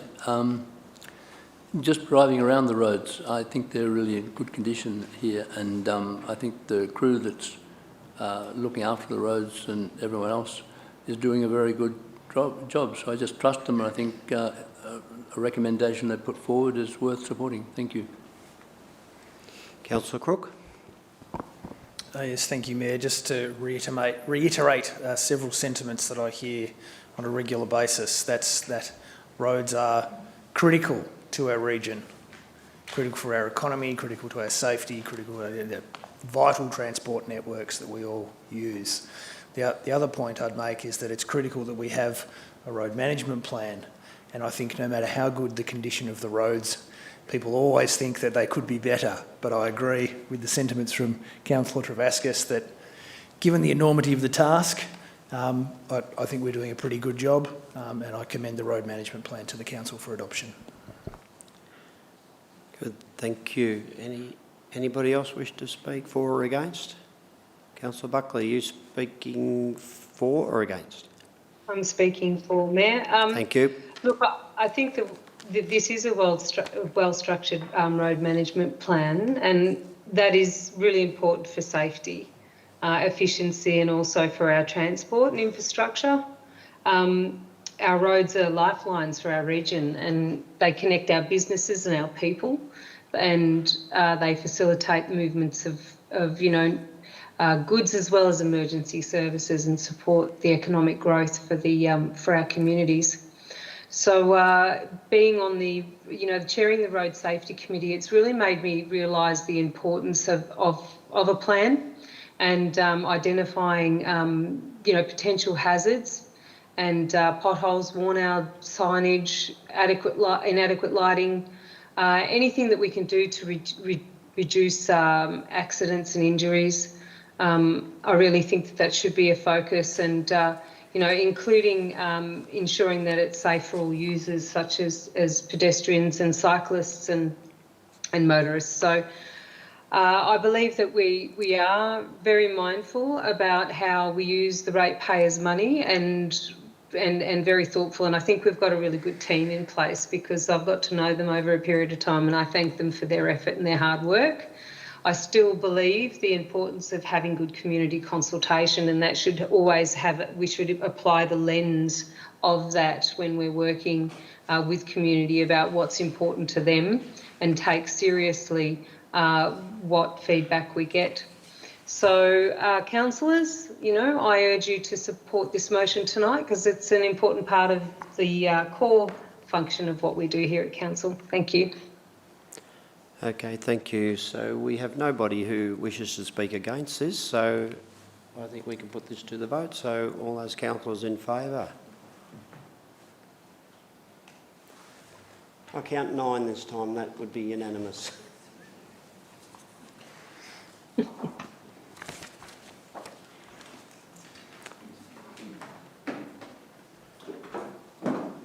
I would welcome Ms Johnson, the Manager of Business Excellence, to the Chamber, and you will now give us your rendition of 5.2.1, which is the Councillor Support and Expenses Policy. Thank you. Thank you very much, Mayor. Okay, so councillors, before you, you have the Councillor Support and Expense Policy for consideration and endorsement. So a few key points on this particular report for consideration. So the policy needs to be maintained in accordance with Section 41 of the Local Government Act. The policy is obviously designed to support councillors in the effective execution of their duties by ensuring access to necessary resources and financial reimbursements to be able to do your jobs. The policy itself is establishing a clear framework for the reimbursement of reasonable expenses, including those related to childcare and carer responsibilities, which is an important addition as well. As part of the latest review, there's been a set of guiding principles incorporated into the policy to make sure that it's got the clarity and intent that it needs. And the principles actually reinforce Council's commitment to reasonable reimbursement, proper conduct, equitable access to support and transparent use of public funds, which I know is really important to this particular councillor group. They also promote inclusive participation by recognising the needs of councillors from diverse backgrounds, including carers, as I mentioned before. Finally, at the request of councillors, we're going to undertake some further benchmarking to explore options for further enhanced support for remote councillors, and this commitment is obviously reflected as well in the officer recommendation tonight. Through you, Mayor, the report is now presented for consideration of council. Thank you very much. Councillors, do you have questions of clarification? Thank you. Councillor Crook. I guess just in the public interest, I'll ask a question around how the figures in this report are arrived at. Would I be right in thinking that there are benchmarks set external to council that we are obliged to follow, and that sets the scene for where these numbers land? Thank you, Councillor Crook, and through you, Mayor. So yes, we did certainly do benchmarking of 28 other local governments, but you can also see that some of the figures are derived from other authorities like the Australian Tax Office, for instance, to give us that assurity and reassurance that the figures are consistent with industry expectations. Thank you, through you, Mayor.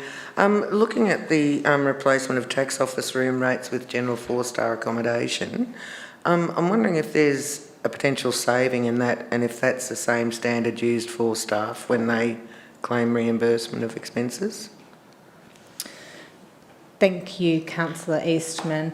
I don't have at hand if there was an actual saving derived from moving from to the 4-star, but the 4-star was derived from and recommended as part of the policy to have further consistency and better consistency, I suppose, in application. There's a slightly different nuanced approach for staff, and again, I can go into that detail, but probably not the best place to go into that detail tonight with you all.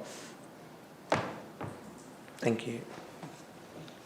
So, councillors, any more questions? Okay, well, let's move along, and I'll ask, would somebody like to move the motion?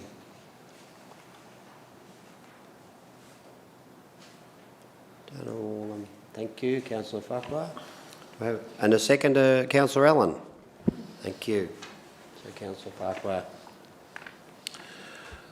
Thank you, Mayor, and through you. You need to speak for us on this.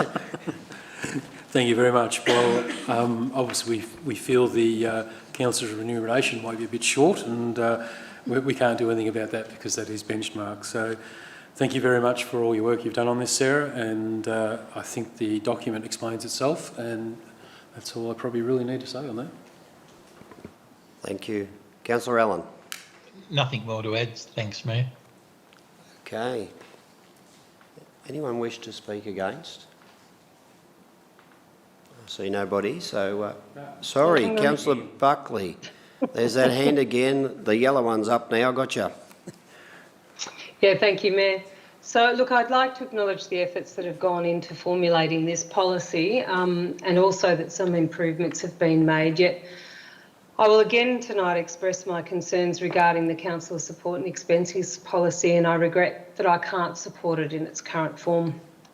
The primary issue with this policy is that it's beholden to the state government legislation, which in my view does not adequately make provisions for remote travel.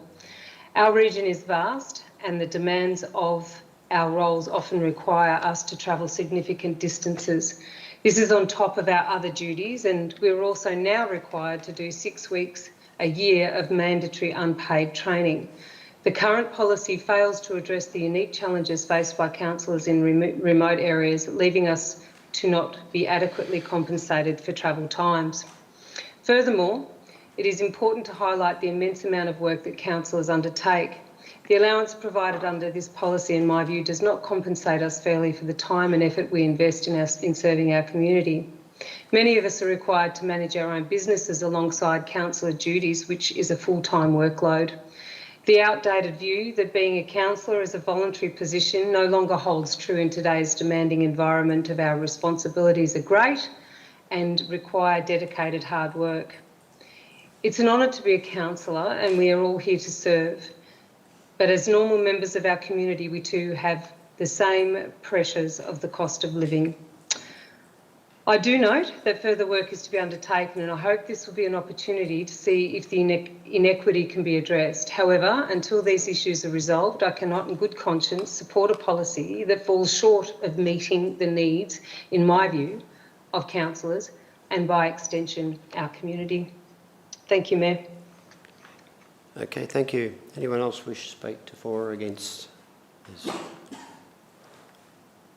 Well, Councillor Farquhar, you have your right of reply. I don't think there's any more to say on that. Thank you. That's your option. Yes, that's all right.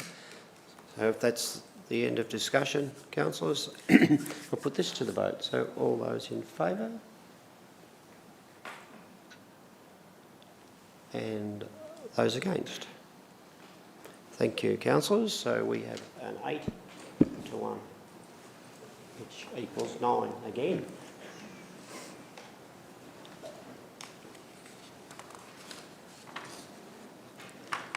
Moving on, 5.2.2 is a summary of councillors' briefing session. So, Ms Johnson, would you like to speak to this and present your report?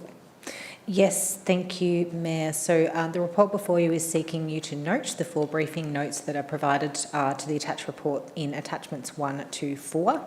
Key points. So council briefings, as you know, are not formal decision-making forums. They're essential with making sure that you all have the right information needed to make informed decisions at the formal council meetings. The public release of the briefing summaries is, again, a proactive step, and this is the 3rd time that this council has released the briefing notes.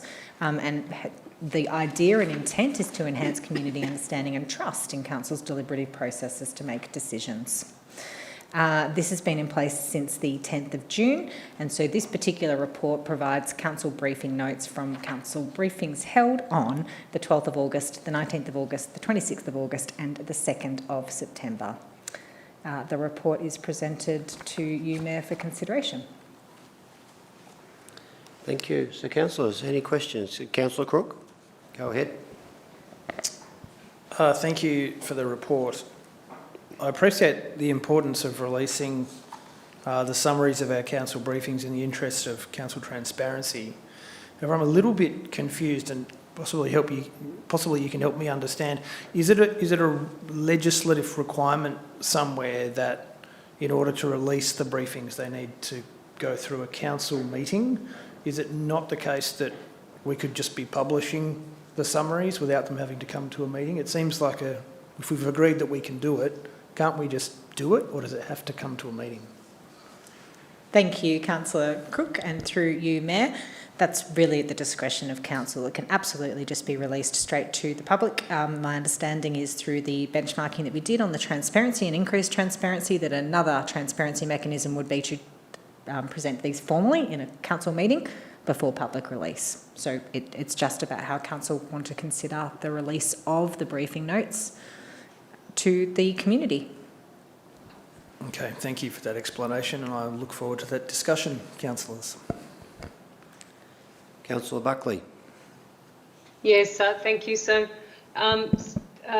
Sarah, we've got into the future, we've got some timelines where we're hoping to have a transparency portal, and these documents would naturally fit very well into that portal, and so I guess until that time that the portal's available, this is another alternative option. Would that be correct?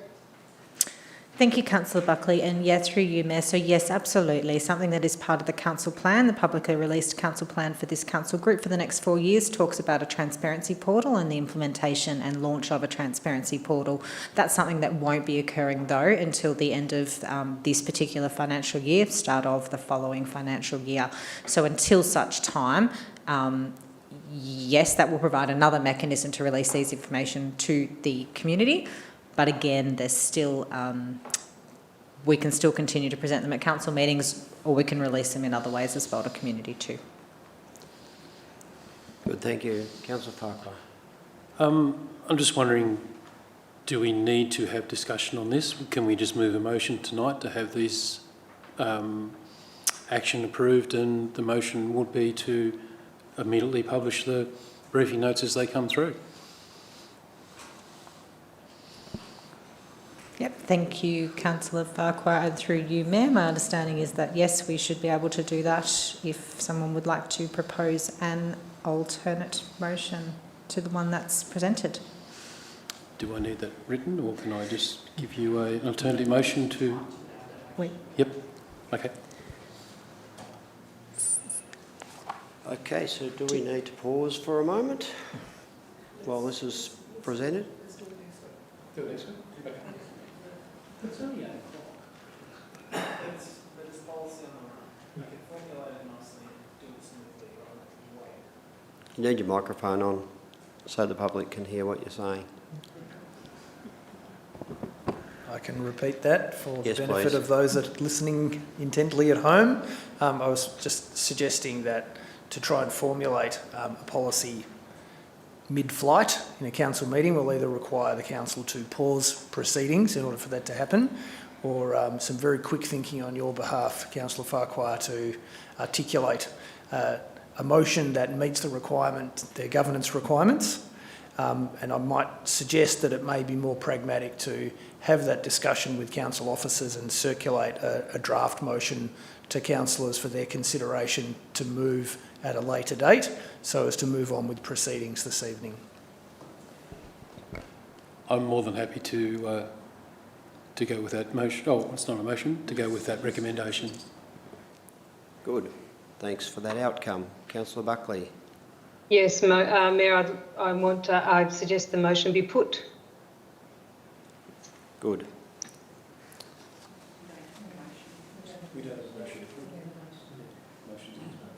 No, we haven't called, find out.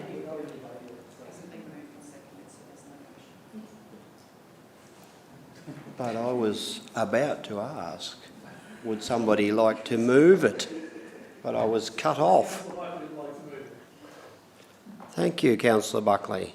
We were following the rules. Seconded by Councillor Crook.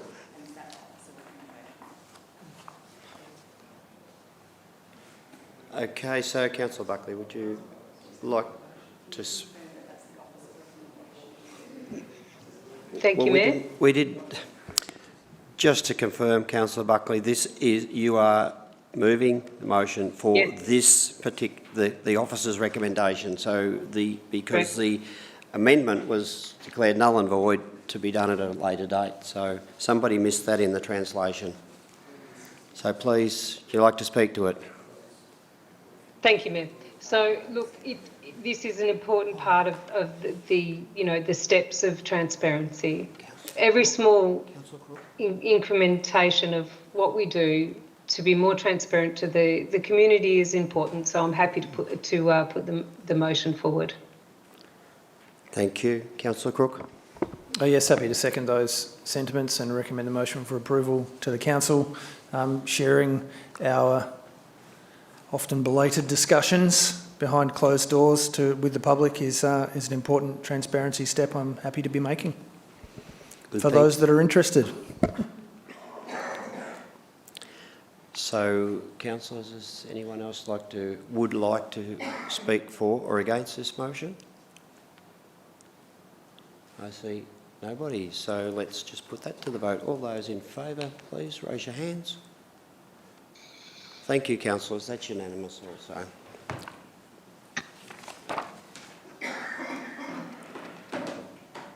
Okay. Moving seats, we now have our General Manager of Place and Community, Chris Stevenson, coming to speak to us on our item 5.3.1, which is Annual Allocation Policy Review. So thank you, Chris. Thank you, Mayor, and through you. So before you is a report which seeks Council's endorsement of the Annual Allocations Policy. Some key points for you to consider are: the Council's Annual Allocations Policy provides the basis for equitable funding allocation to committees of management responsible for community and recreational facilities throughout East Gippsland. The Annual Allocation Policy has been reviewed and transcribed into the new Council Policy template with only one minor change, as described in the report presented. The existing policy expired, and therefore we require Council to adopt the new policy so officers can continue to provide annual allocations. Councillors, it's worth noting that officers plan to undertake a full review of the policy over the next 12 months in consultation with committees, as we acknowledge improvements could be made to the allocations process.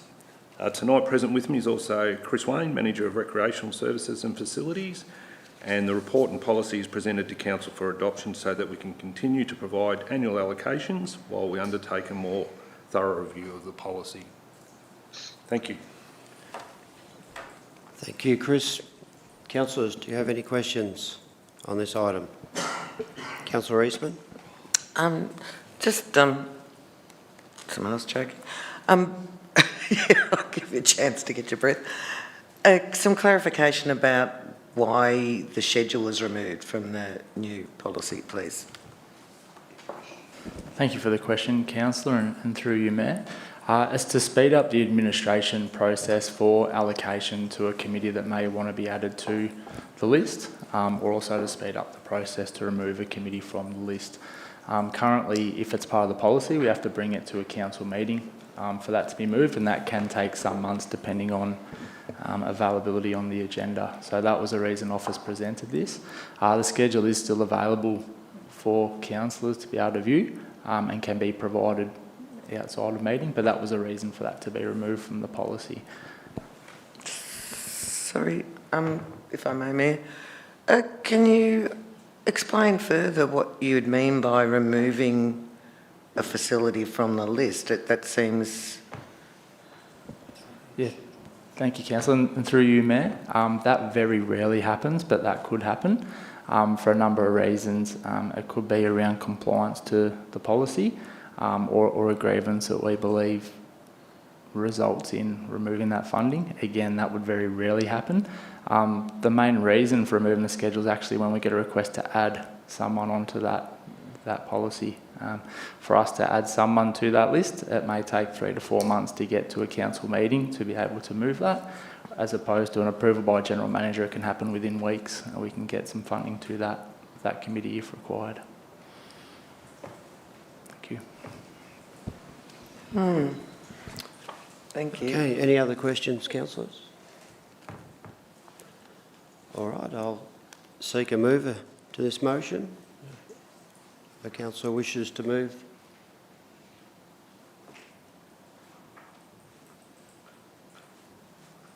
Okay, thank you, Councillor Allen, because I was just about to ask, does the Mayor have the right to move the motion? We were a bit stuck. Okay, do we have a seconder, please?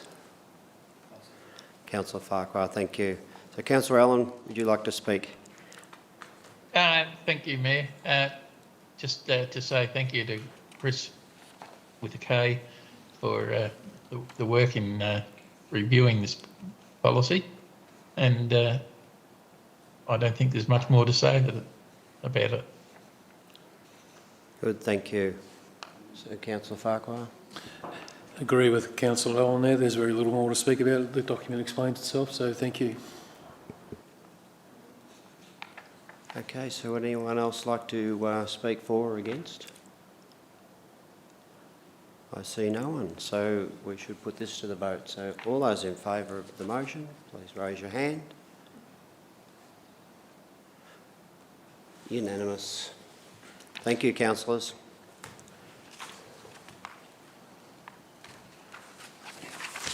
So now we'll move to 5.3.2, which is confirmed Agriculture Sector Advisory Committee minutes and unconfirmed Economic Development Advisory Committee minutes. I got there. Thank you, and through you, Mayor. So the report that you've got, councillors, provides you, as the Mayor said, with the confirmed minutes of the Agricultural Sector Advisory Committee meeting that was held on the 8th of May 2025 for noting, and the unconfirmed minutes of the Economic Development Advisory Committee, EDAC, of the 29th of May 2025 provided for your noting as well. So these are presented to you, Council, for your consideration and noting. Thank you, Mayor.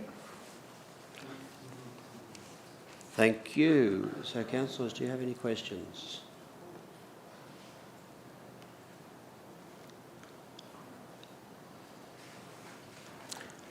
Am I allowed a question of clarification here?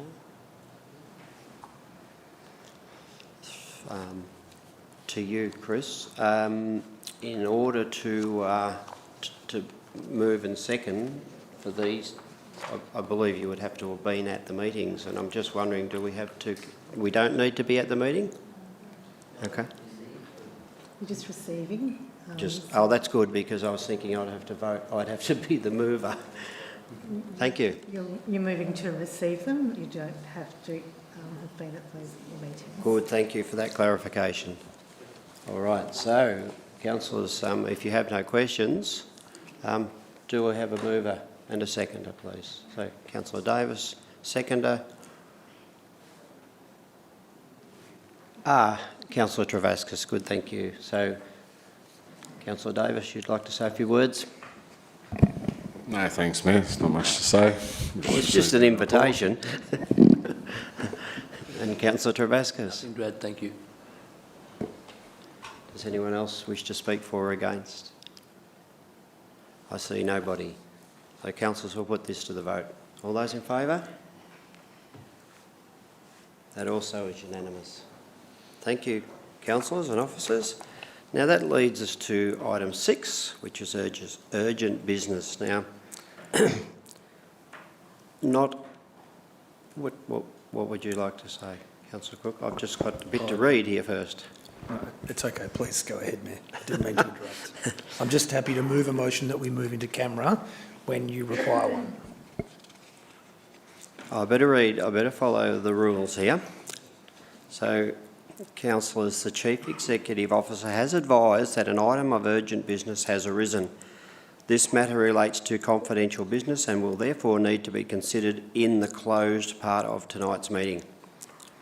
I have been advised that the information contained in this report is confidential under Section 3-1 of the Local Government Act 2020 because it relates to private commercial information which, if released, may result in disadvantage to the businesses involved, and confidentiality is necessary to protect the legitimate commercial interests of the parties. So, as the only other outstanding item of business listed in the agenda tonight is a confidential matter, I will now call for a motion to close the meeting to consider the confidential items, including the item of urgent business. So, Councillor Cook. Happy to move such a motion, Mayor. Move the motion, and Councillor Farquhar has seconded it. Necessary. I have to ask this, but yes. Necessary for council to conduct its business in accordance with the Local Government Act, Mayor. Thank you. Good. Thank you for that. And nothing to add. Thank you. So, councillors, like to put this to the vote. All those in favour? To move into confidential. So that is unanimous. Thank you, officers. and I'll just wait on the live streaming.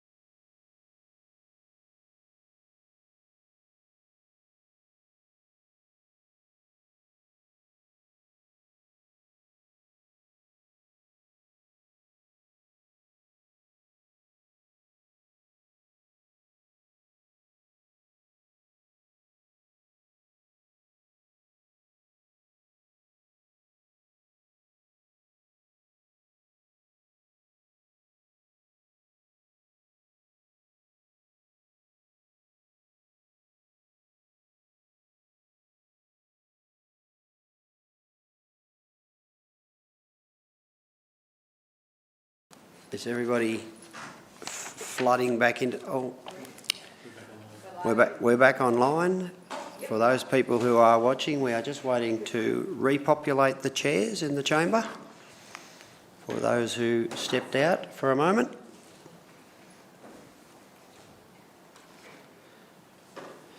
So we have now moved out of our confidential session and we have no more items to discuss. So I declare the meeting closed at 8:33 p.m. So thank you officers and thank you councillors. Thank you CEO.